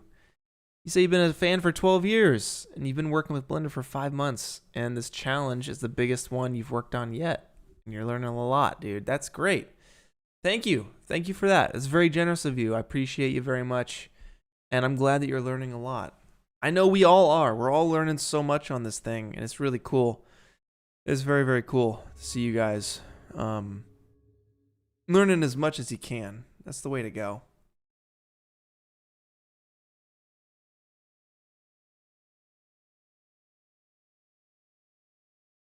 All right, so I'm just trying to like clean up the middle. I think the middle is a little too spread out.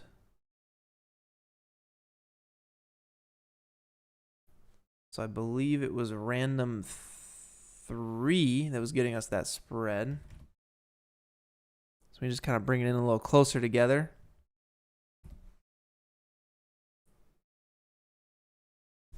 And I'm going to take all of these pieces here and make sure they're set to rock scatter. Yeah, all this stuff I'll set to glossy and octane.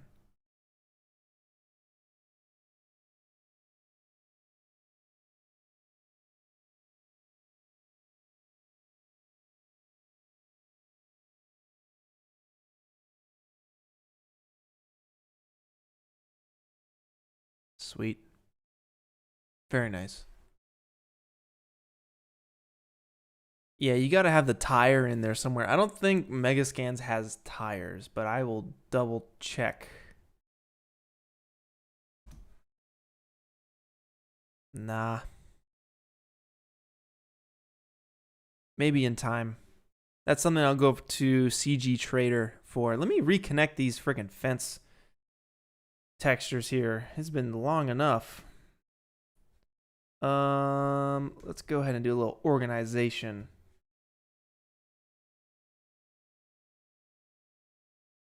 Let's add this to the Megascans layer. We can delete those.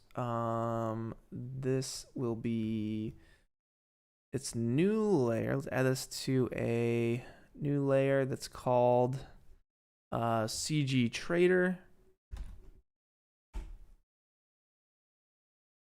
And let's reconnect these guys. I don't know why sometimes these textures just get lost when you start up C4D again, but man, it happens. Metal fence pole. All right, let's find it.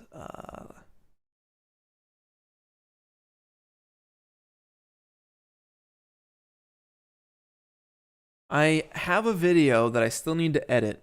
It's just going to take forever because I interviewed basically everyone I could. I interviewed Beeple, Ian Hubert, Blender Guru, Andre Lebrov, a whole bunch of people almost a year ago, asking them about their techniques when it comes to organizing their files. So I want to finish that video for you guys because it's very, very important. And it's really important to work as efficiently as possible. The more time you could spend creating versus looking for files, then you're just going to be more efficient. So I want to finish that one. It's just a long edit. All right, let's see if we can find our 3D models. CG Trader, date modified. Yep, chain link fence. And I believe that should load properly. Yeah.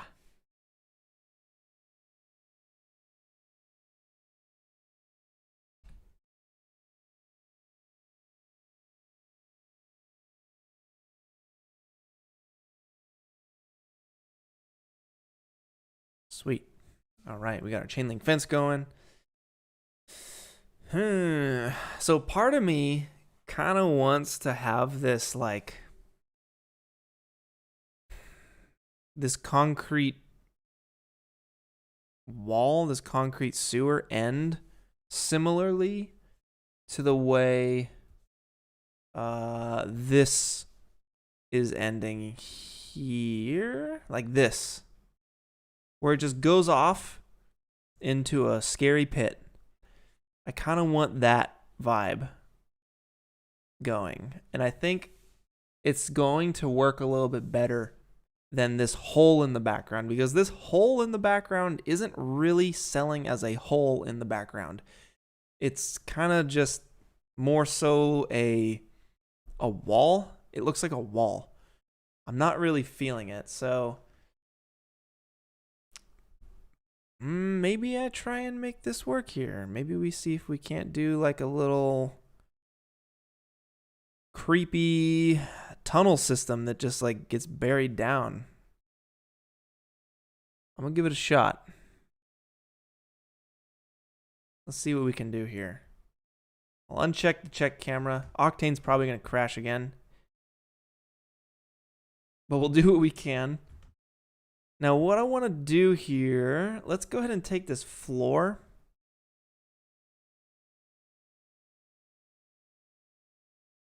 What's the best way to do this?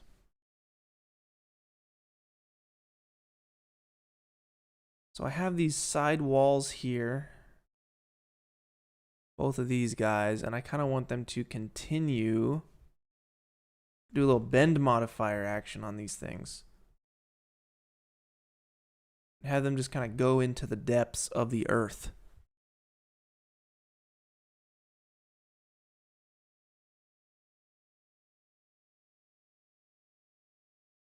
All right, how are we going to do this? Simon, how are we going to do this, Simon?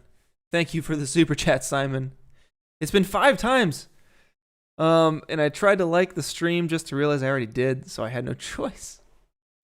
Dude, thank you. Thank you so much, man. I appreciate you, Simon. Heck yeah, shout outs, man. Shout outs to Simon. Good times. Have I ever used Blender? Ariza asks, have I ever used Blender? Apologies if I got your name wrong. Yeah, I've used Blender just a little bit, more so to demonstrate things, how things can be done in other programs. I've never seriously used Blender to create stuff. C4D, that's the main love right now. It's, you know, I can't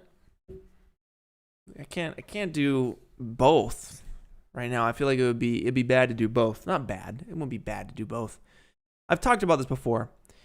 It's the idea of using your left hand versus your right hand. No hand is better than the other, right? I'm right-handed because I've been using my right hand for my whole life, so I'm gonna keep using my right hand. You know, if you're crazy for whatever reason, you're gonna say, "Hey, I'm gonna challenge myself. I'm using my left hand only for the rest of my life." So then you'd switch to some other 3D program that you know, you're already a master. Hey, hold on. I'm no master, all right? I'm no C4D master. I'm pretty good, but I'm no master. I just know how to use the program pretty well. There's a lot of things I don't know how to use, but I know it well enough, right? It's my right hand. It's the main program. Why would I switch to a program that I don't know how to use and handicap myself? You know, I would rather switch to Unreal Engine, but I use the word switch to very sparingly. I don't want to say I switch to Unreal Engine. I'm going to learn Unreal Engine because Unreal Engine, I feel, is it fills a hole. It fills a gap in my 3D workflow that C4D cannot fulfill. C4D cannot do real-time game style stuff. You can't make games in C4D. And you can't send out exe files for people to play and have a good time with. So, yeah, I'm going to stick with C4D.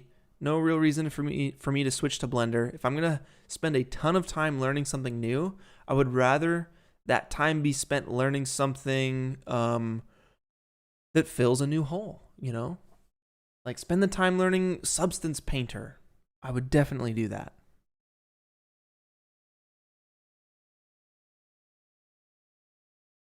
Arian Tape, what's the difference between 3ds Max and Blender? Or sorry, 3ds Max and C4D? It's the same thing basically, man. 3ds Max is owned by Autodesk, I think is the company. And Cinema 4D is owned by Maxon. They both do very similar things. C4D is just newer. 3ds Max that hasn't had an update in I can't remember how long. I don't know. Maybe it's been updated and I just forgot about it. But I used to use 3ds Max for 6 years actually. But I switched back to C4D because C4D was the first 3D program I started in. The first real one, rather. The first one was Wings 3D. That was the first one I ever used. All right. Let's see if we can't get this this guy going off into the abyss here. So what I'll do is I'll take the floor.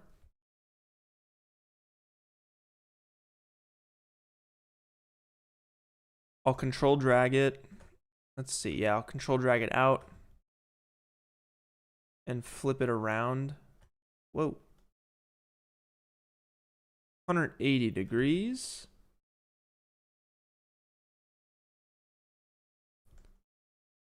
And I'll control drag it up. Flip it 180 degrees. So it's a tunnel situation going on here.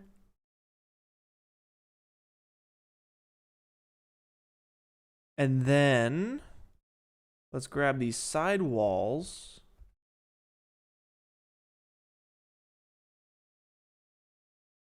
And let's see.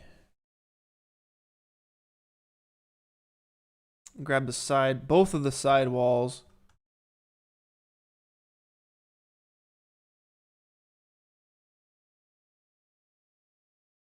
One and two.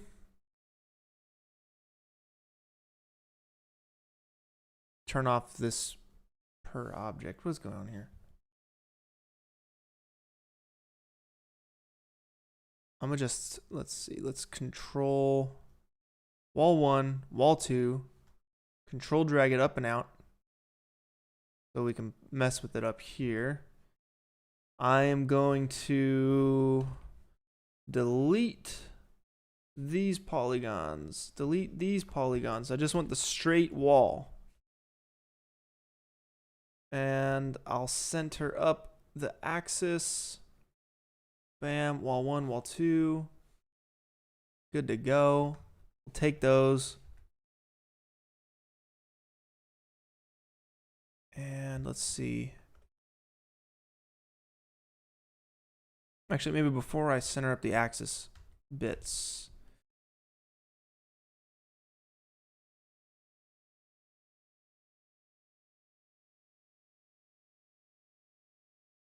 Yeah, I'll just move that down this way. We'll take the other wall. We'll move that down this way. And then I'm just going to use L and center up those midpoints there. So now we have a tunnel situation going. Now I want to bend this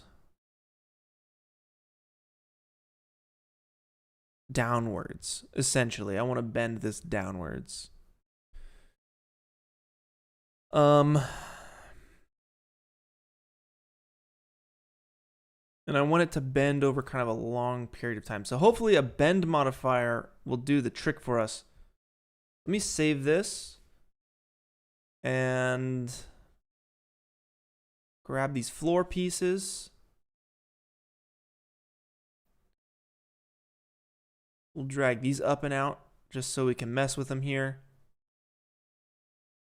Bam. Very nice. Okay. Let's make a new project file and let's see if we can't make sense of this bend modifier. So I'm going to make a plane and we'll kind of replicate what we have. That's our floor. All right. And let's see if we can get this bend modifier working. It's the first one right up in here. The bend modifier right at the top of the stack.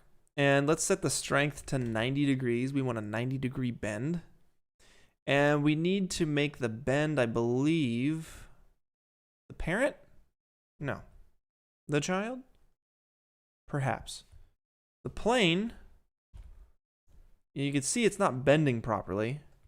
I've always had trouble with the bend deformers. Dominic, dude, freaking awesome, man. Thank you for that. Really, really nice of you. You say you love the content and the challenge. Your scene got very big. The render will take a week. Yeah, dude, seriously, my render is going to take about a week too. One question, you want to change the arms. Watch the tutorial, but the arms always snap back in the position in R23. Yeah, you just want to make a keyframe. You got to make a starting keyframe on those arms so that they can, you know, remember where they were. So make sure you make that keyframe for either the position, the rotation, whatever you're trying to mess with. Hopefully that should work for you. If not, like, send me a DM on Discord. Maybe we can't help you with that.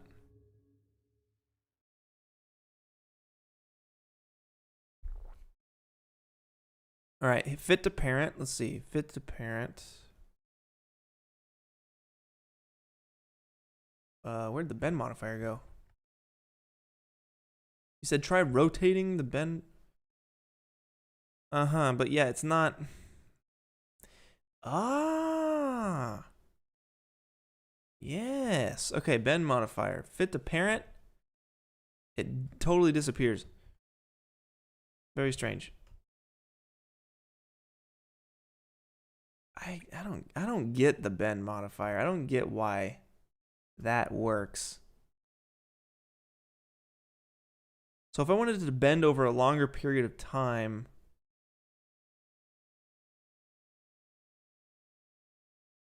very interesting. Angle. I mean, I guess this could work because technically we're not seeing it. But if I wanted to, like, I guess I would just have to scale it up. I'd have to scale it all up. I'm wondering if I could do very basically this wall. 90 degrees on that. Boom. Let's just pretend like we have our little tunnel system like this. And we group it all together. We drop that in. And yeah, that totally works. Okay. So that's the answer. Definitely the answer. Let's go back into our render. Let's group all that stuff together. We'll call this tunnel. And let's throw that bend modifier down, shall we? So we'll make the bend modifier. We'll pop that in there and let's try fit to parent.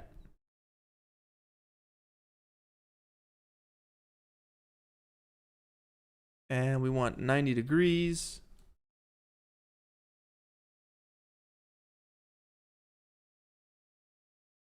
And we'll rotate that 90 degrees. The reason it looks, wow, the reason it looks so bad, we need to scale this up.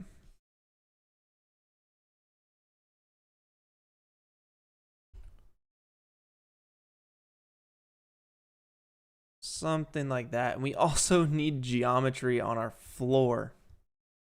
That's gonna help. So what we can do is just hit KL for a loop cut and make a cut and just add a whole bunch.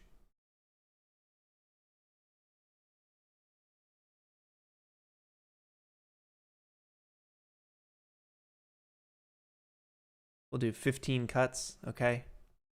So that actually goes down just like that. And then we'll do the same for the ceiling. Boom, 15 cuts or so.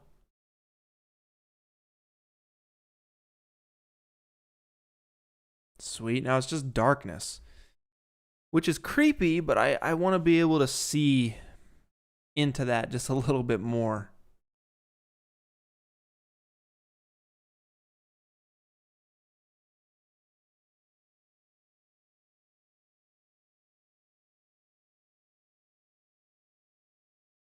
Same for the walls. The walls need to have a bit more.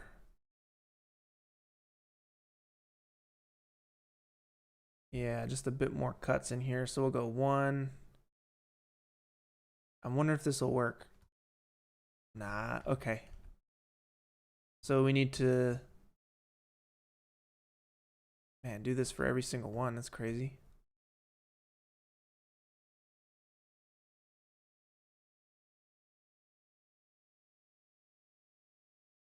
Cool, not bad, not bad. Same for the other wall. Just to a certain point.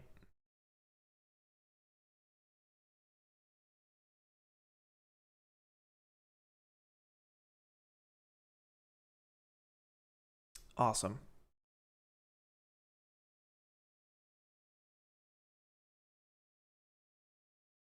All right. So yeah, it's definitely a creepy tunnel. I'm kind of digging the creepy tunnel vibe more so than the giant hole in the background, but I kind of want to make this a little bit bigger. And I'm wondering if like we can cut some holes in the ceiling of this to give it a bit more light. Let's see. We want the floor. Yeah, we want this guy. And we'll cut like some holes up in here. No, that's not really helping. We need to see the ceiling. We need to see the drop. And I think the reason we're seeing it in this render is just because so much of it is in daylight and is being bounced around.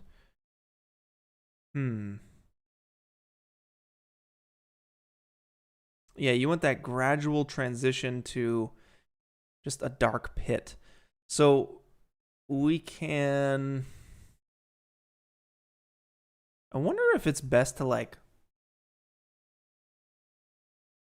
have this open up and get a little bit larger as it goes back towards the back here.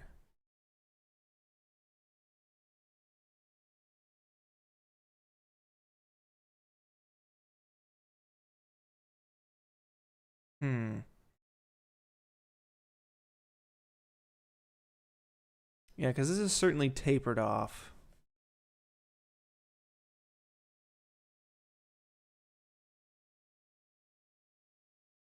This is just the most terrifying thing I've ever seen in my life, though.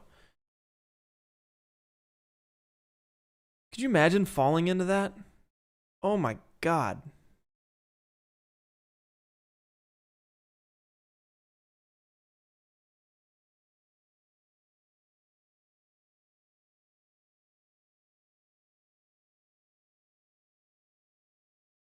A fire drum. Yeah, a fire drum would work for sure. Absolutely.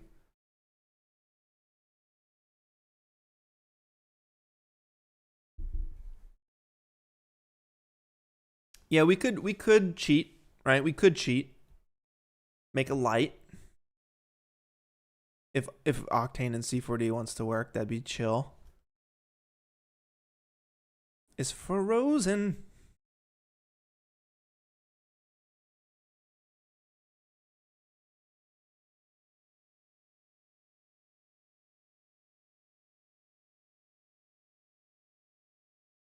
Dang.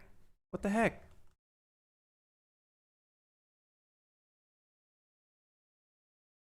All right, we ain't crashed. Let me try one thing.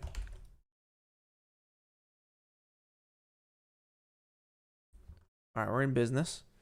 So let's try making a light.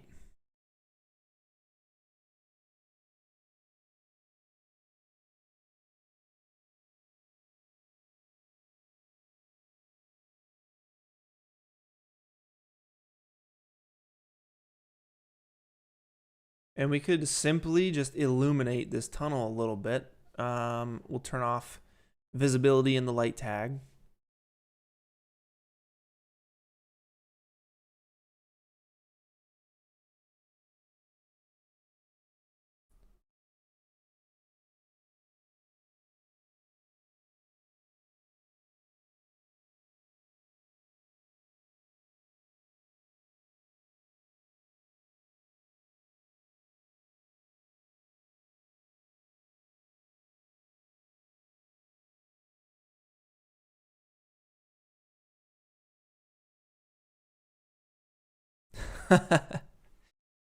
Way too intense. Way too intense.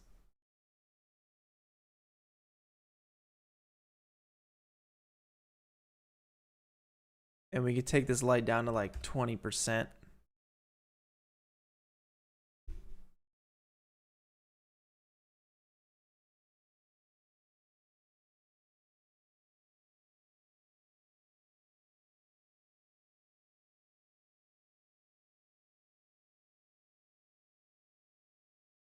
Yeah, but I think what we need, if we want to get that effect, I don't think the light is going to help us too much. I mean, we could try to illuminate Well, if I undid that, we brought the light back in, you know, we could simply do something like this if we wanted to pretend that, you know, this tunnel system had lights up on the ceiling and it was going down into it, would be a move, but I feel like that would be not as creepy as that reference image.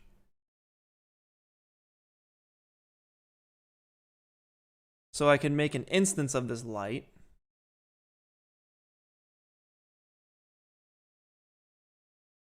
And start moving these guys back.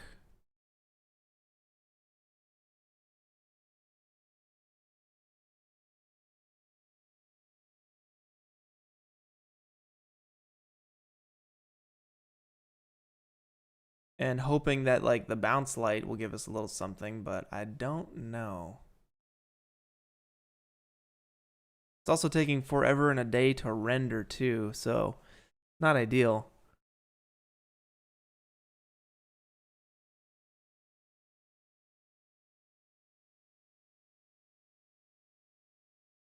Yeah, I don't think that one's the move either.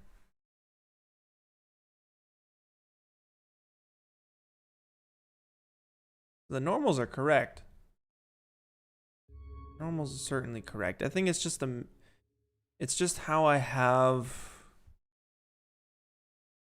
the ceiling here. So the ceiling would essentially need,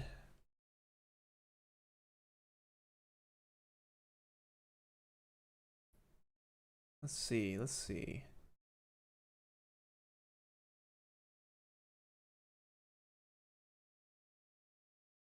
Right, we can take those and then we can move them. Soft selection, radius 1000.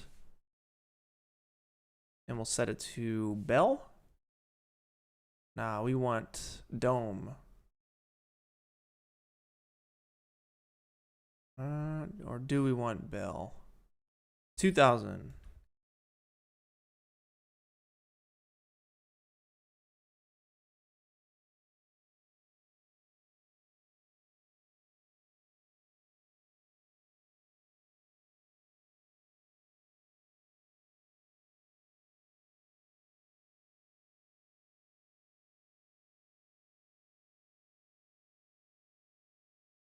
So I switch back to linear and I'm just kind of like peeling this back little by little.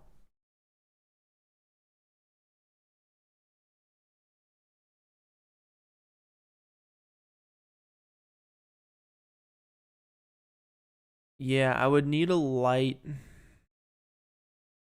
essentially coming from the other side.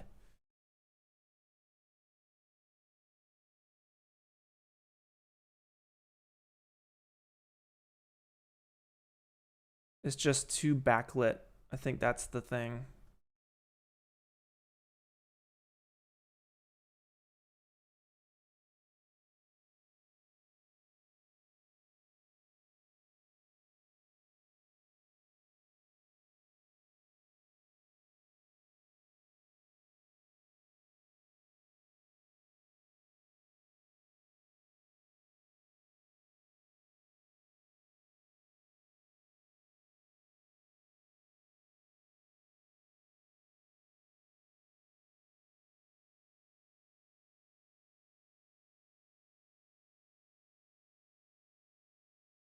Could also take up the brightness of that texture too.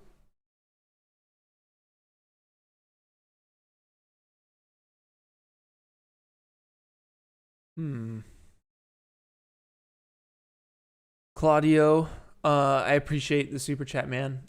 Yeah, I think the normals are probably fine. They're certainly facing the right way. I know I need to get rid of this water streak on that texture there, but I think it's probably just a matter of, let's control drag this. This is my concrete. I need this guy. Let's add this to the custom thing here. We'll duplicate it and we'll make this a little bit brighter so we can potentially take this up to like 1.5.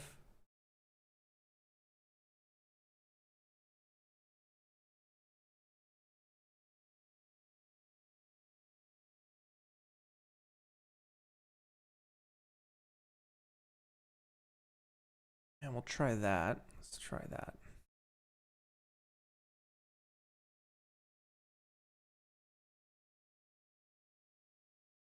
It helps a little bit.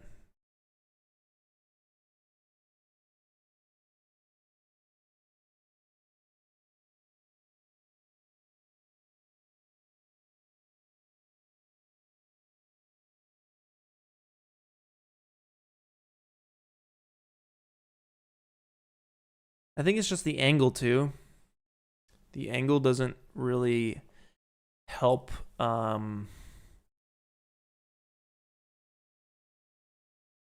It'd be better if we were like right up in here. You know what I mean? So you see like down into this pit just a little bit.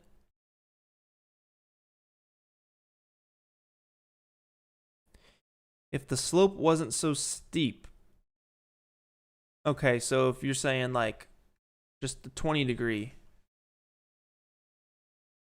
or even 15 degrees.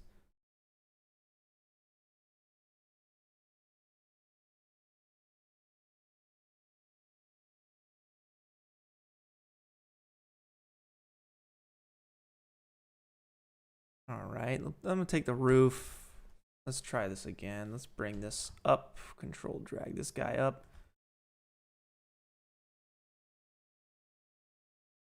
And we can take all of these points, Control A, and hold Shift. Whoa. Make sure they're all sitting flush.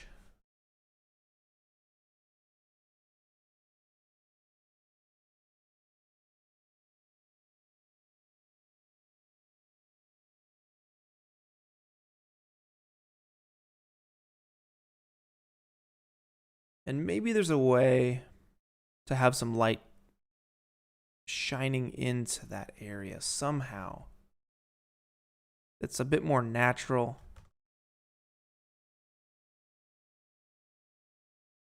Maybe it starts a little later, the ceiling part. Let's push back a little bit. No, that doesn't help. That's just...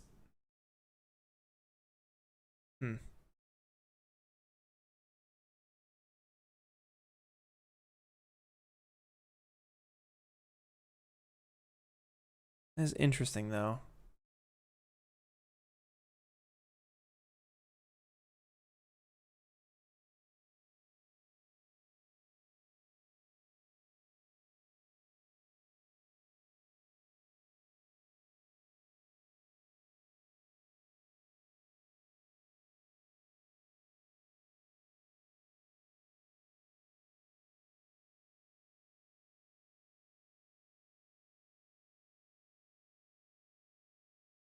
Yeah, I'll definitely have to mess with that and see how that works.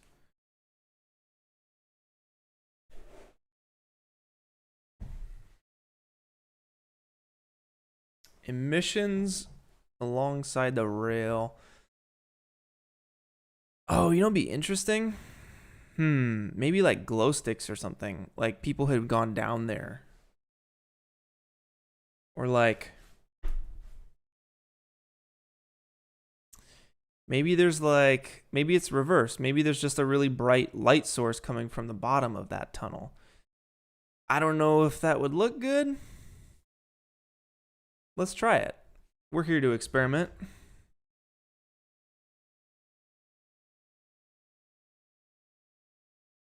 So what really works here is if I actually select that light and I go to cameras and I use set active object as camera, I am now the light.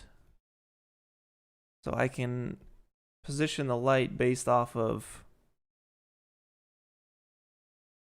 you know, where I'm at in the scene here. Something like this maybe?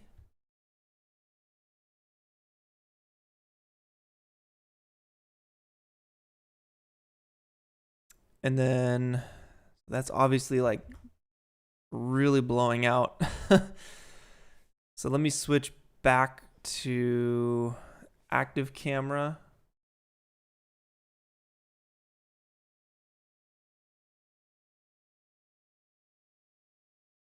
And we can turn that light way down. We can get up in here potentially and open it up.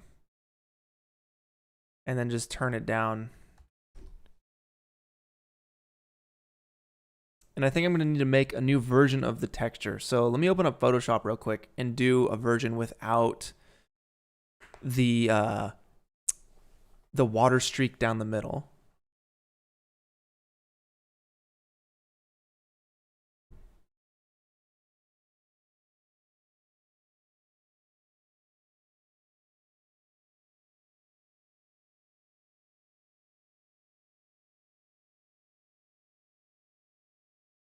All right, so let's open up, let's see.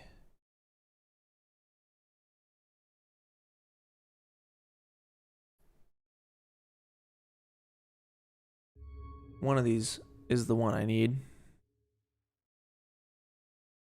All right, not that one.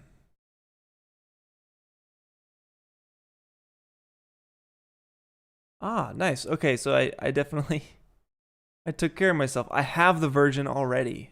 Amazing, amazing, amazing. All right, let's control drag this out. This is the version without the water because I added the water after the fact. And I'll just search for the bridge version and I'll set the specular to the correct version as well.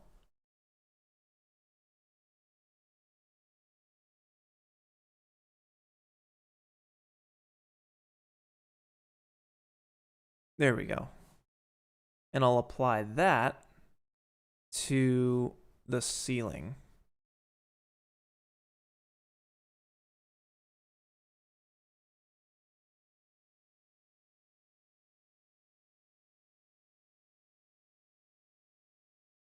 And maybe we'll tone down the specular. The mix. The roughness is probably fine as is.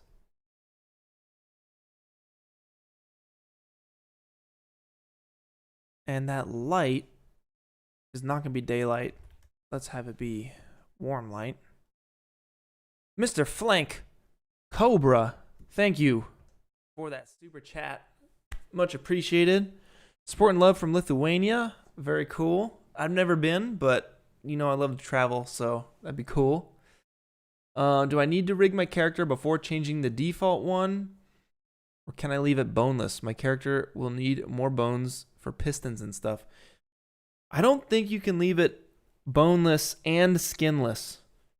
You're going to need that full-on bony, skinned chicken breast if you want to apply a new character. If you follow my tutorial, it's 2 videos ago. I posted it last week. And it's how to take any 3D character and apply it to any custom 3D rig, any like custom mocap data. And basically the way I know to do it, there are probably other ways to do it. Let me just preface with that, okay? But the way I know how to do it is you want to T-pose both your skeleton and the character you want to throw on to the animated mesh.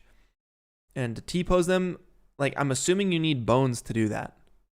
I honestly don't know of any other way. But if you find a way to do it, let me know. I'm all ears. I don't know Cinema 4D in its entirety, you know? I probably know a good 30-40% of Cinema 4D. Maybe 50% of Cinema 4D. Other than that, dude, there's so much stuff that I just don't know. So good luck with that. I know it's kind of a difficult thing. To switch out the character. There's just a bunch of different programs that people are in, but let me know. Hit me up on Discord if you have a specific issue with that Flank Cobra. But until then, best of luck to you. Thank you for the super chat, and let's get back to it. Grates for rain from above would allow light to pass through. I like that. Yeah, very cool. There is a movie called Let me see if I can pull it up for you guys. It's one of my favorites. It's called Stalker. And there's a scene, Stalker, there is a scene, what is it, Stalker, sewer scene that looks absolutely beautiful of them just going through this sewer like this. And you have these little light shafts from above, and you can tell they're blasting the side of this with a light that's just off frame. But man, does it look nice. Yeah, see, they're hitting it with a light just off frame to get this glare off the wall. But these little bits here are drooping down and getting you these nice little light shafts inside here. So maybe I'll do that. Yeah. This movie is beautiful. Have you guys ever seen this movie? Yeah, this is oh, so good. So good. The cinematography in this movie is top notch. Look at this. Yeah, if you guys hadn't seen Stalker, definitely check it out. It's a long movie. It's very heady. It's a Tarkovsky film. But man, is it beautiful. Absolutely beautiful. All right. So maybe that could be a good way to do things. Xavier, yo, dude, thank you for the super chat. You were wondering if your specs are good enough for 3D. An i7, 64 gigs of RAM, RTX 2080. Yeah, dude, you're good. I was rendering on a 1070. About a year ago, I was rendering on a 1070. And 64 gigs of RAM, I think, is what I have currently. Yeah, dude, you're good. Don't let your computer stop you from rendering cool stuff.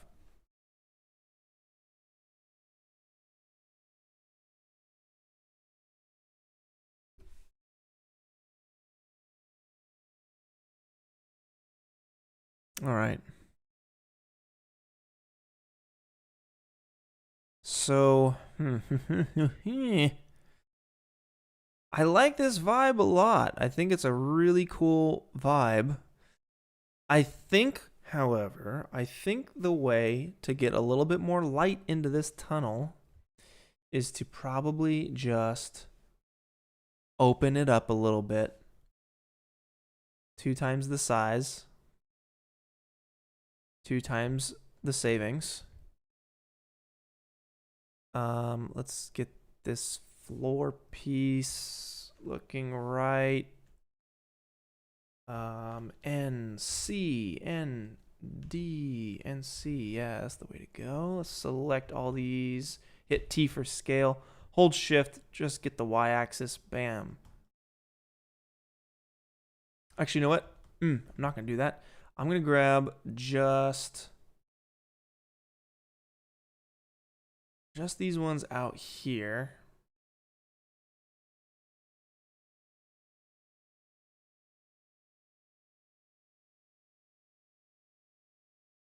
And I'll scale those ones down. Because I still want a little bit of like drainage. Central drainage piece there. 0%. Awesome. We'll bring that up. Cool. And the walls themselves, let's see. The walls will probably need to be...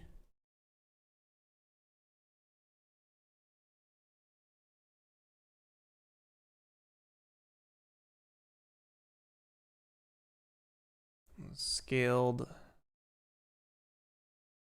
Scale them up. Scale them up.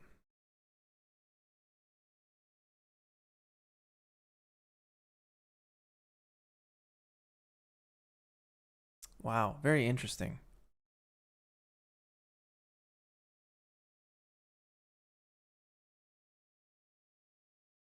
That's really cool. There's a lot of depth in that, you know?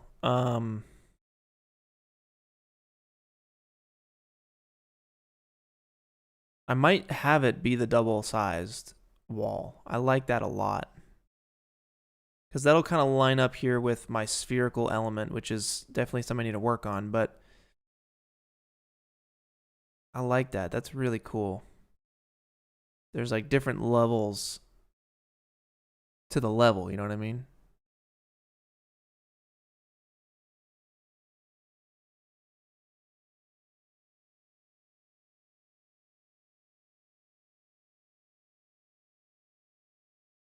Gradual curvature, you think? A little bell shape to the floor. And probably the ceiling. Maybe the ceiling is straight up just a little hemisphere.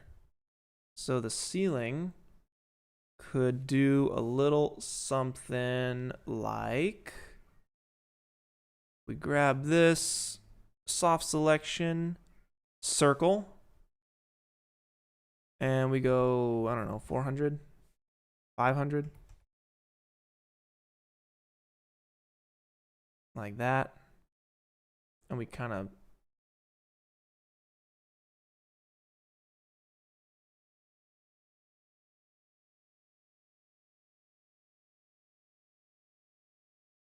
do a little something like that perhaps.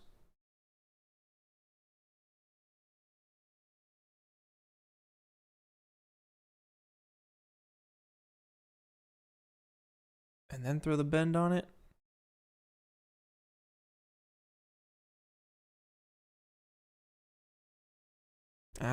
I like it flat. I think flat is nice.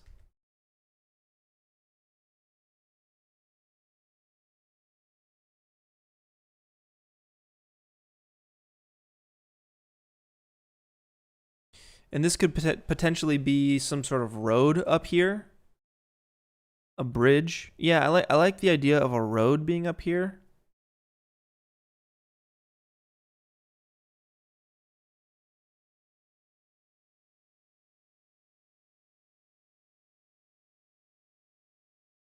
It's really cool.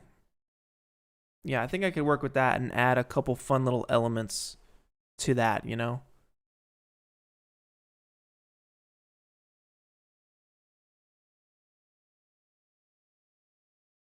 Hmm.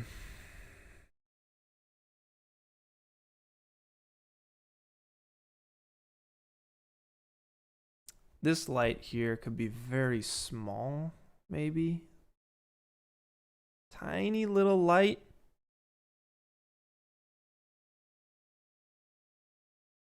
Just hitting the highlights of that. So maybe we can come into the specular channel, give it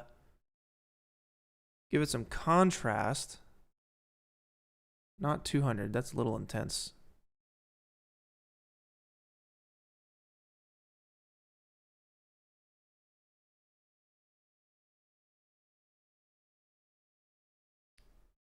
And we could bring this up. Whoop, just peeking just a little bit. Move it back. Point it up to the ceiling.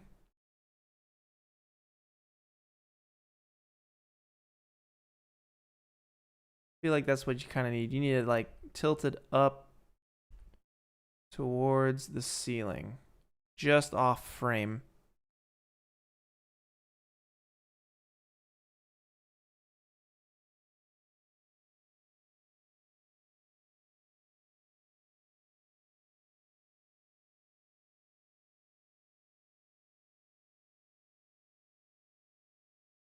Yeah, it's a tough one.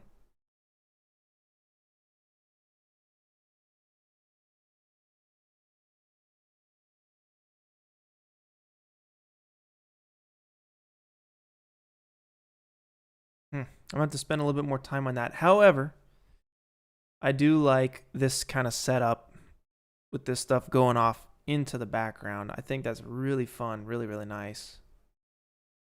What we could do here is actually extend this middle scatter area and just kind of push that out a little bit into the darkness. So we're scattering a little bit. Let's see. Is that not the one?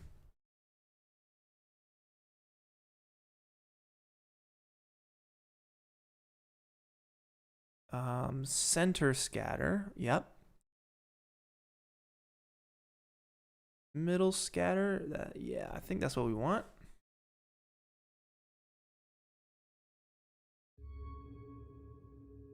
Yeah, so they just kind of, the plants go a little bit into that darkness, just a little bit.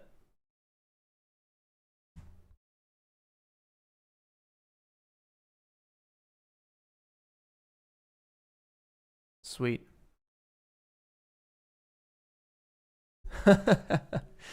Ninja is listening while driving. Be careful, my friend. Be careful. Thank you for the super chat, man. That's awesome. Hope you were at a red light.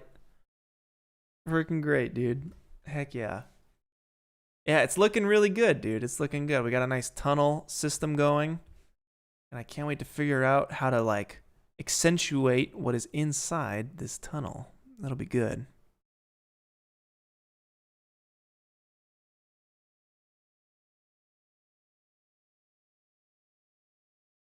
So let's try that grading thing again. Maybe we can figure that one out. Maybe we select the roof. And we grab, like, this first little bit. We can delete it. Let's see. How do we want to do this? Let's just extrude it. No caps. Bam. And then delete the top. And we'll do this. Let's actually select all the bits we want first.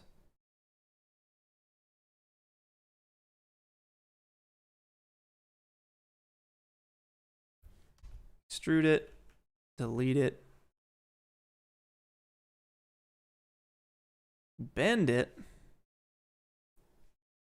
Ah, interesting.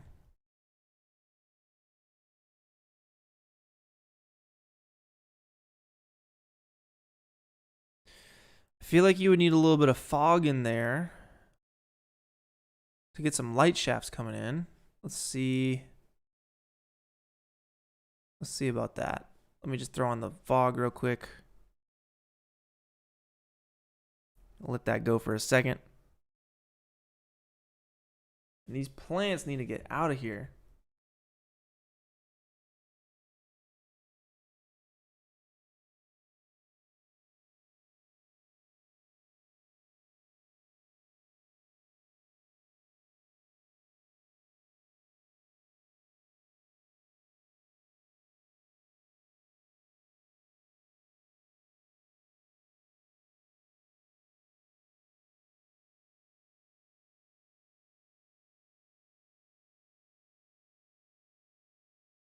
All right.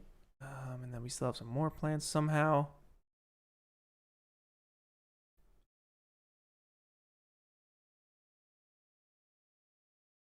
There we go.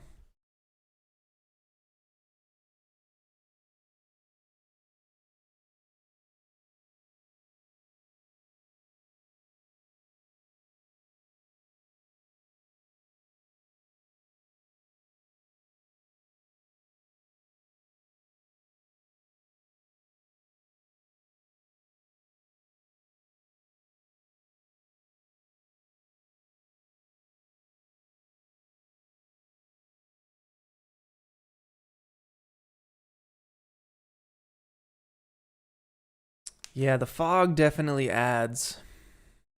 That is certain. The fog adds.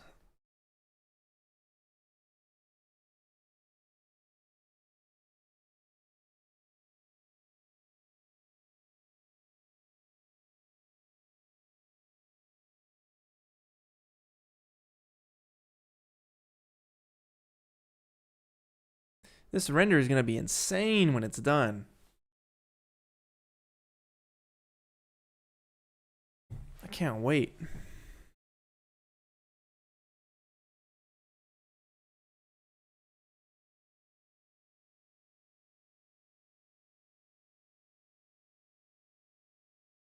Very nice. Yeah, I think the shrubs up in there look really good. I'm very happy with how those turned out. And the reflection is looking really nice too. Yeah, that's gonna be good. That's gonna be really nice. Let me try changing the contrast on the reflection for this guy. So let me hit boom 20 on the contrast. Oh, not for the actual texture, but for the specular. Let's try and get a little bit more highlight and dry parts out of it.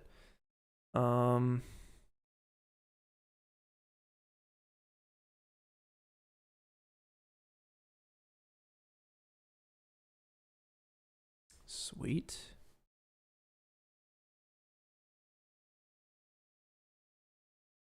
Yeah, there we go. You can see how like it's a bit more wet and dry now. A little bit more contrast on that. Looks really good. The light shaft's not a fan of yet.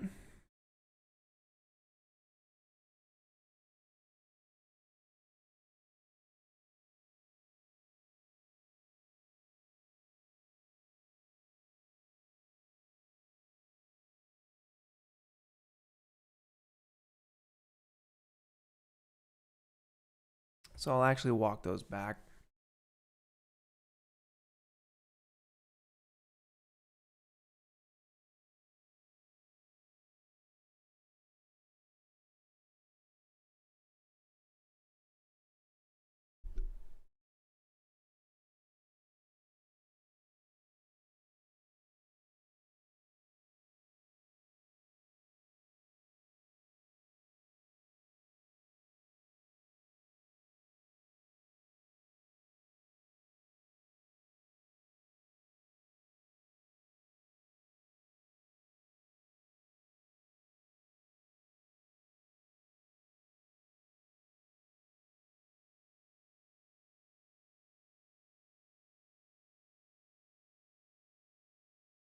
Sweet.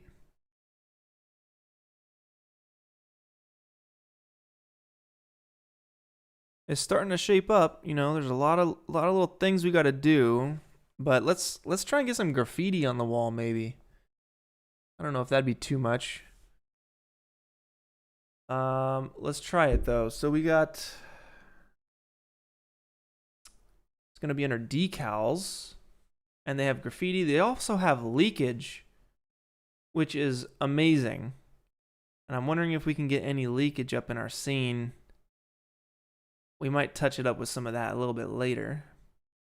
But they got some good stuff. Concrete leakage, yeah.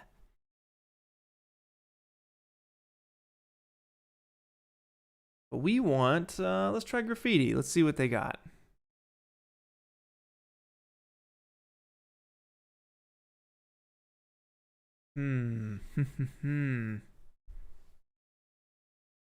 Street boys, fish boy. I don't want anything too cheesy and cliche, you know?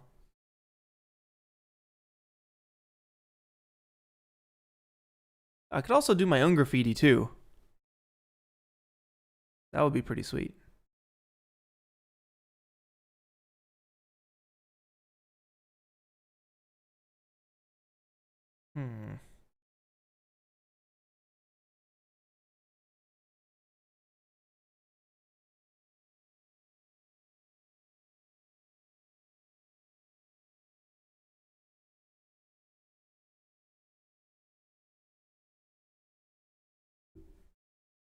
Yeah, a warning message pointing towards the tunnel could be sweet, actually.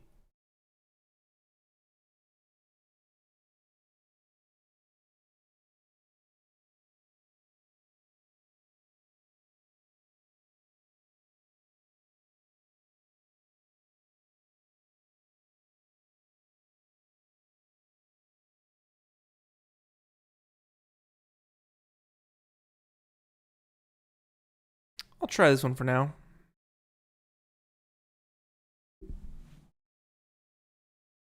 Just as a test. And we'll export the 2K version.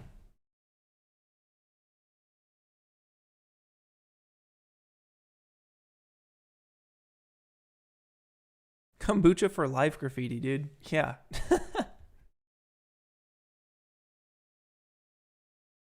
So this just gets, I think, scattered onto or pasted onto a plane. So we can very easily make a plane, drop that onto the plane, and we'll just have to line the plane up with the wall. And that'll be that.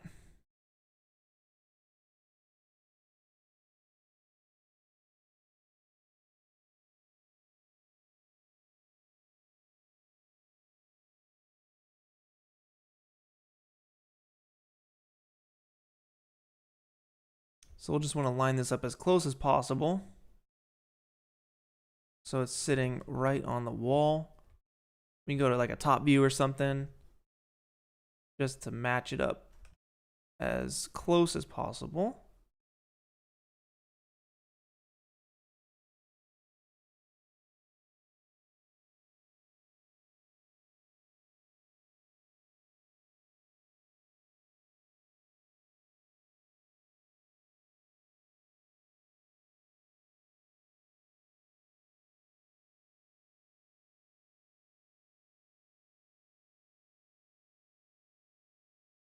That's very subtle. Yeah, and then on the right, you can see there's a little bit of graffiti action going on.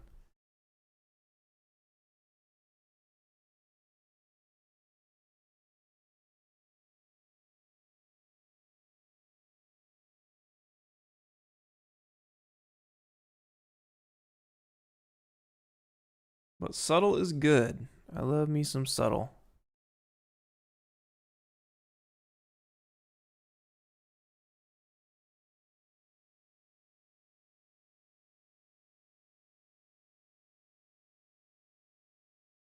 And let's change this up.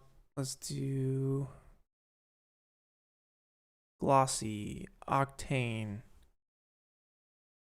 and get it as close to the wall as possible. We don't want to drop shadow on it.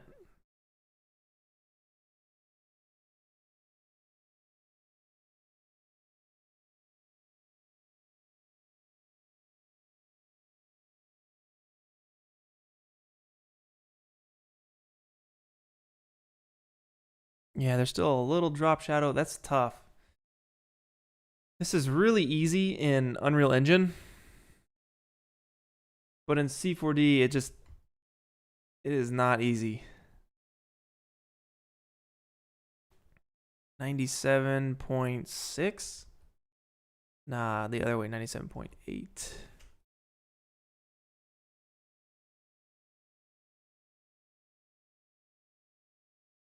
$97.7.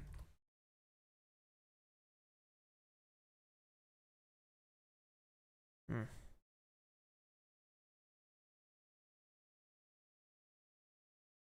97 point. I'm just trying to get it as flush as possible. 0.65. Now the other way, 7.5.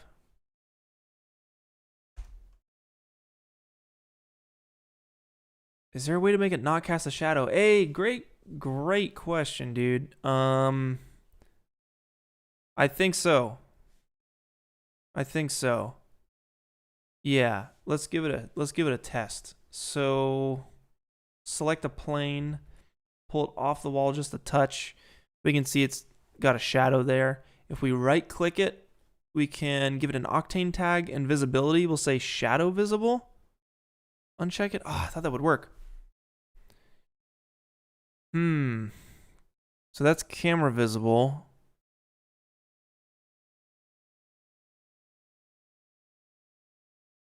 Shadow visible. Yeah. I'd have to make the wall shadow, uncheck shadow visibility on the wall. But I don't think that's going to happen.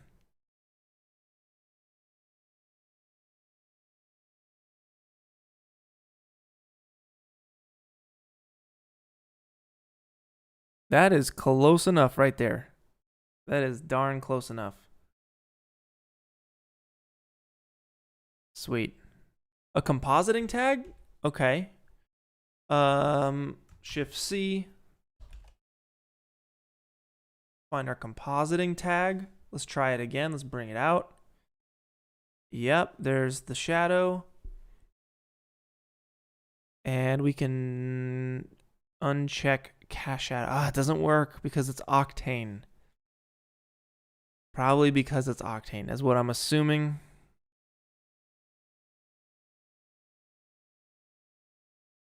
Why not just make the plane on that wall with local axis and put the texture on that plane? Yeah, that'd be a way to do it for sure. But I mean, I had it lined up close enough. That totally sells right here. So I'll just leave that as is for now. But yeah, Unreal Engine makes it so simple. I wonder if there's something in C4D you could do, but yeah, I don't know.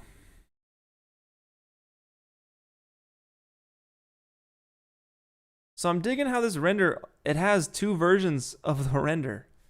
There's like the first part and the second part. First part's all muddy and gross and destroyed, and the second part reveals this giant sewer.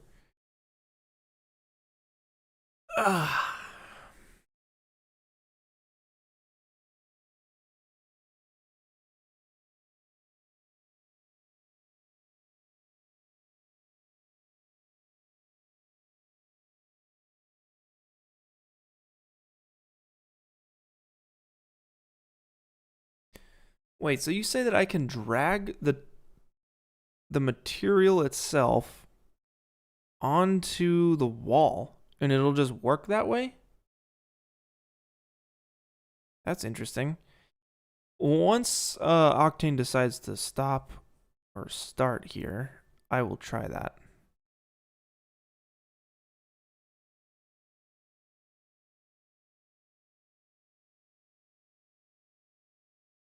Yes, Redshift is a render engine. So is Arnold.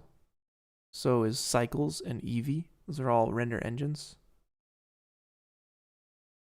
And so is Octane.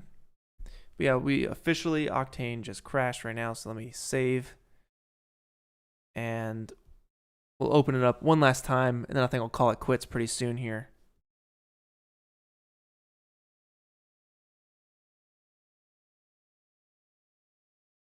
Can I upload files to the chat? I can't. I was gonna try and give these to you guys. Dang. Well, soon there will be a place for that. I'll have a place where I can get you guys all my materials and assets and files and all that stuff. Very soon.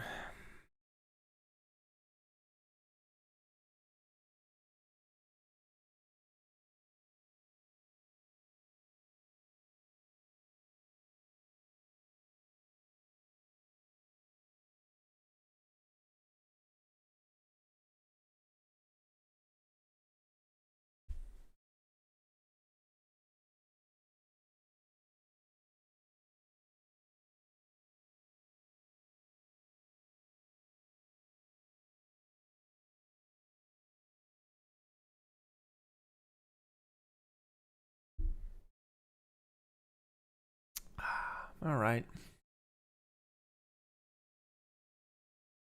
So I guess in these last 10 minutes here, I will answer any questions you guys have. If you want to at me here in the live chat, I will. I'll do that. I'll render the image here, kind of give you guys a preview of what we did. But in the meantime, for these last 10 minutes, I'll just answer some questions because I'm hungry. I'm hungry. I hadn't eaten today.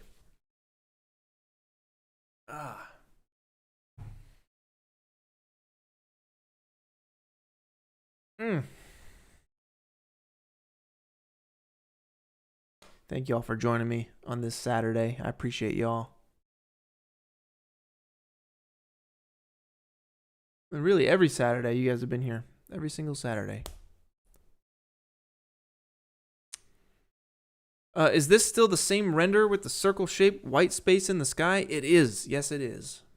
It is that same render. I'll be working on that throughout this week. And, next Saturday is the last chance, basically the last stream on this render. And then we have to deliver on Tuesday, June 1st. Yeah. What are my tips for photorealism? Well, I'd say attention to detail is certainly one of them, and it really depends on what you're doing, but be sure to include surface imperfections. That's a big thing, you know, smudges on the glass, scratches, wipes, all that good stuff. I have a surface imperfection pack. If you guys want to check that out, the link is in the description on my Gumroad. I also have an HDRI pack, but that surface imperfection pack is definitely something you guys want to do if you're trying to make things look more photoreal.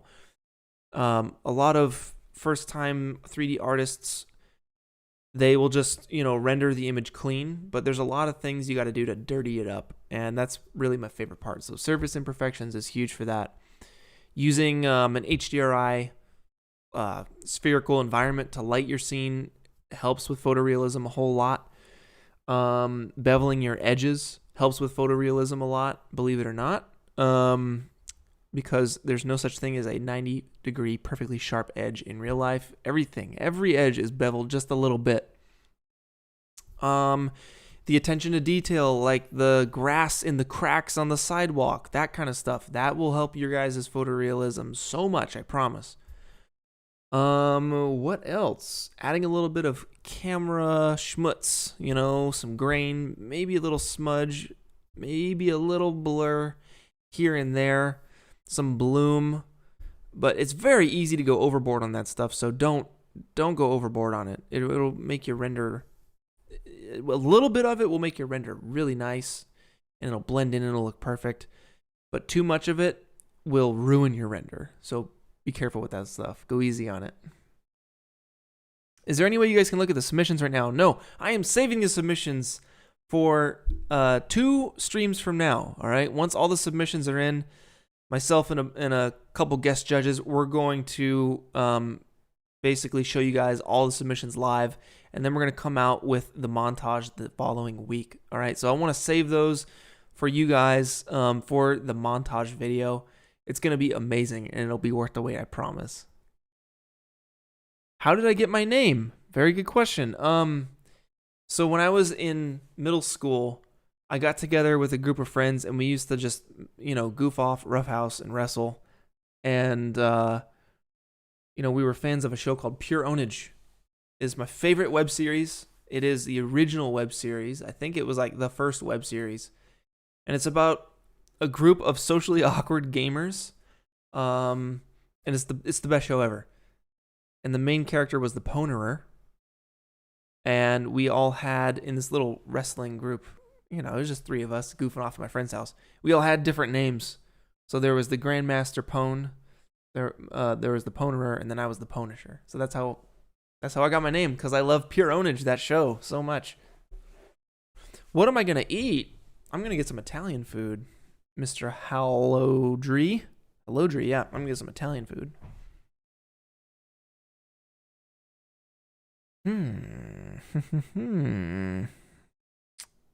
What else do we have? Let's scroll down. Let's see what we got. Is it okay to upload your own submission to YouTube? Yeah, sure. I don't care. You know, I don't mind at all.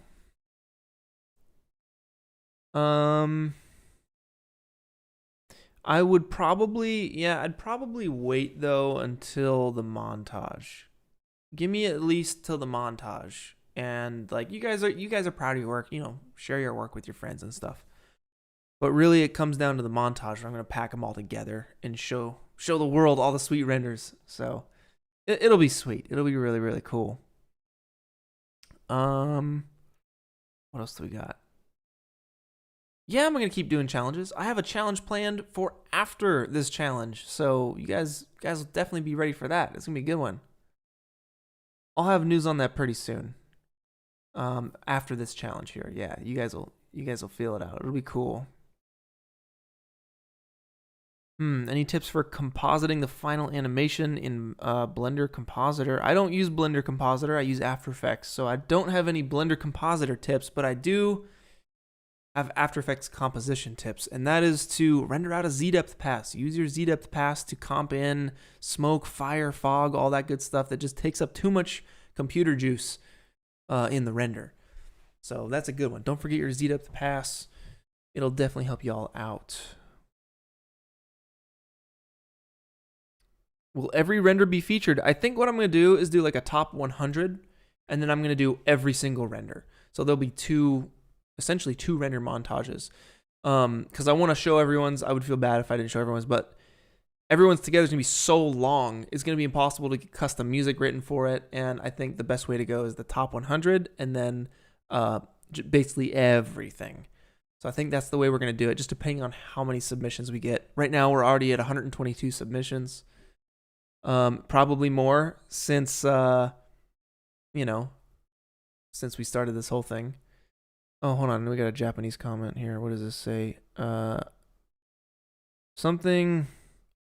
Oh, semasu ka? I don't. Was it nasimasu? Nihon something? Do I understand Japanese? A little bit. I don't know. I don't know. I'm still learning. A little bit of Japanese. Once a week for the last year and a half. Yeah. But I think that's na. I get na and sa mixed up. But you guys don't even know what I'm talking about. I'm saying random stuff over here. Do I have a tutorial on the node editor for Octane? I have a couple tutorials that mess with the node editor for texturing and stuff. If you guys look at the how to turn yourself into a robot, there's a whole texturing segment I do on that. I also have a tutorial called my full VFX workflow, and it's of like a newspaper stand. I go into full texturing workflow on that as well. So I really dive into the Octane node graph editor a little bit on those. He asked if I speak Japanese. Hi. Let's see. Skoshi. Nihongo dekimasu. Nihongo chotto dekimasu. I get the order mixed up a little bit. Oh, hanashimasu. Hanashimasu ga. Hi. Totemo. Let's see. Hi. I'm speaking Japanese on the stream right now. This is ridiculous. Nihongo totemo tanoshii desu. It's very fun. I enjoy it a lot. And I hope to be very fluent one day. I'm listening to my Japanese podcasts. Let's see. Do I have a course in my plan? Is there a course in the stars? A Punisher course? There will be eventually. But it's going to take a while to make, so I'm very busy right now. And I think in time, maybe end of this year, beginning of next year, I'll have a full-on VFX course or something. I know a lot of you guys have been asking about that. What languages do I speak? Just a little bit of Japanese. Obviously, I speak English. I know a little bit of Spanish. Just a little bit. Just barely. So, yeah, I don't know. I love Japan, man. Obviously you guys can't tell by the freaking things over here. I've been there twice. I love the culture. I love the country. So it makes sense. I don't know. Maybe I'd learn Chinese next if I had to pick another language to learn, but yeah. What else do we have? A couple more questions. I'm gonna bounce. I gotta get some food. Do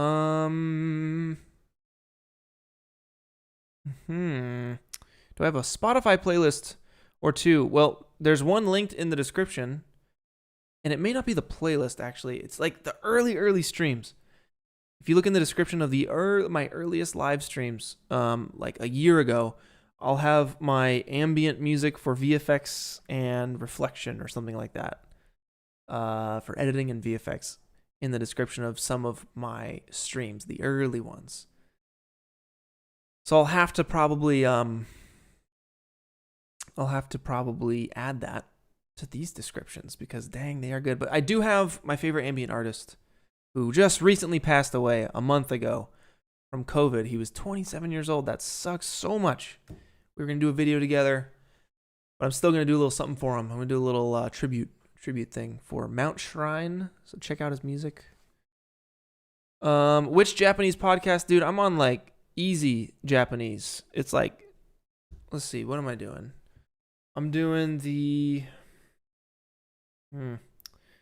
Easy Japanese. It's literally called Easy Japanese. And then I'm doing Japanese podcast for beginners. Nihongo kon teppei.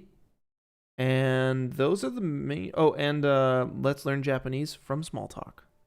Those are the 3 that I'm listening to every night, falling asleep. I had my first dream in Japanese this week, so that was pretty sweet. I want to get to that point where I'm just like, just consuming as much as possible.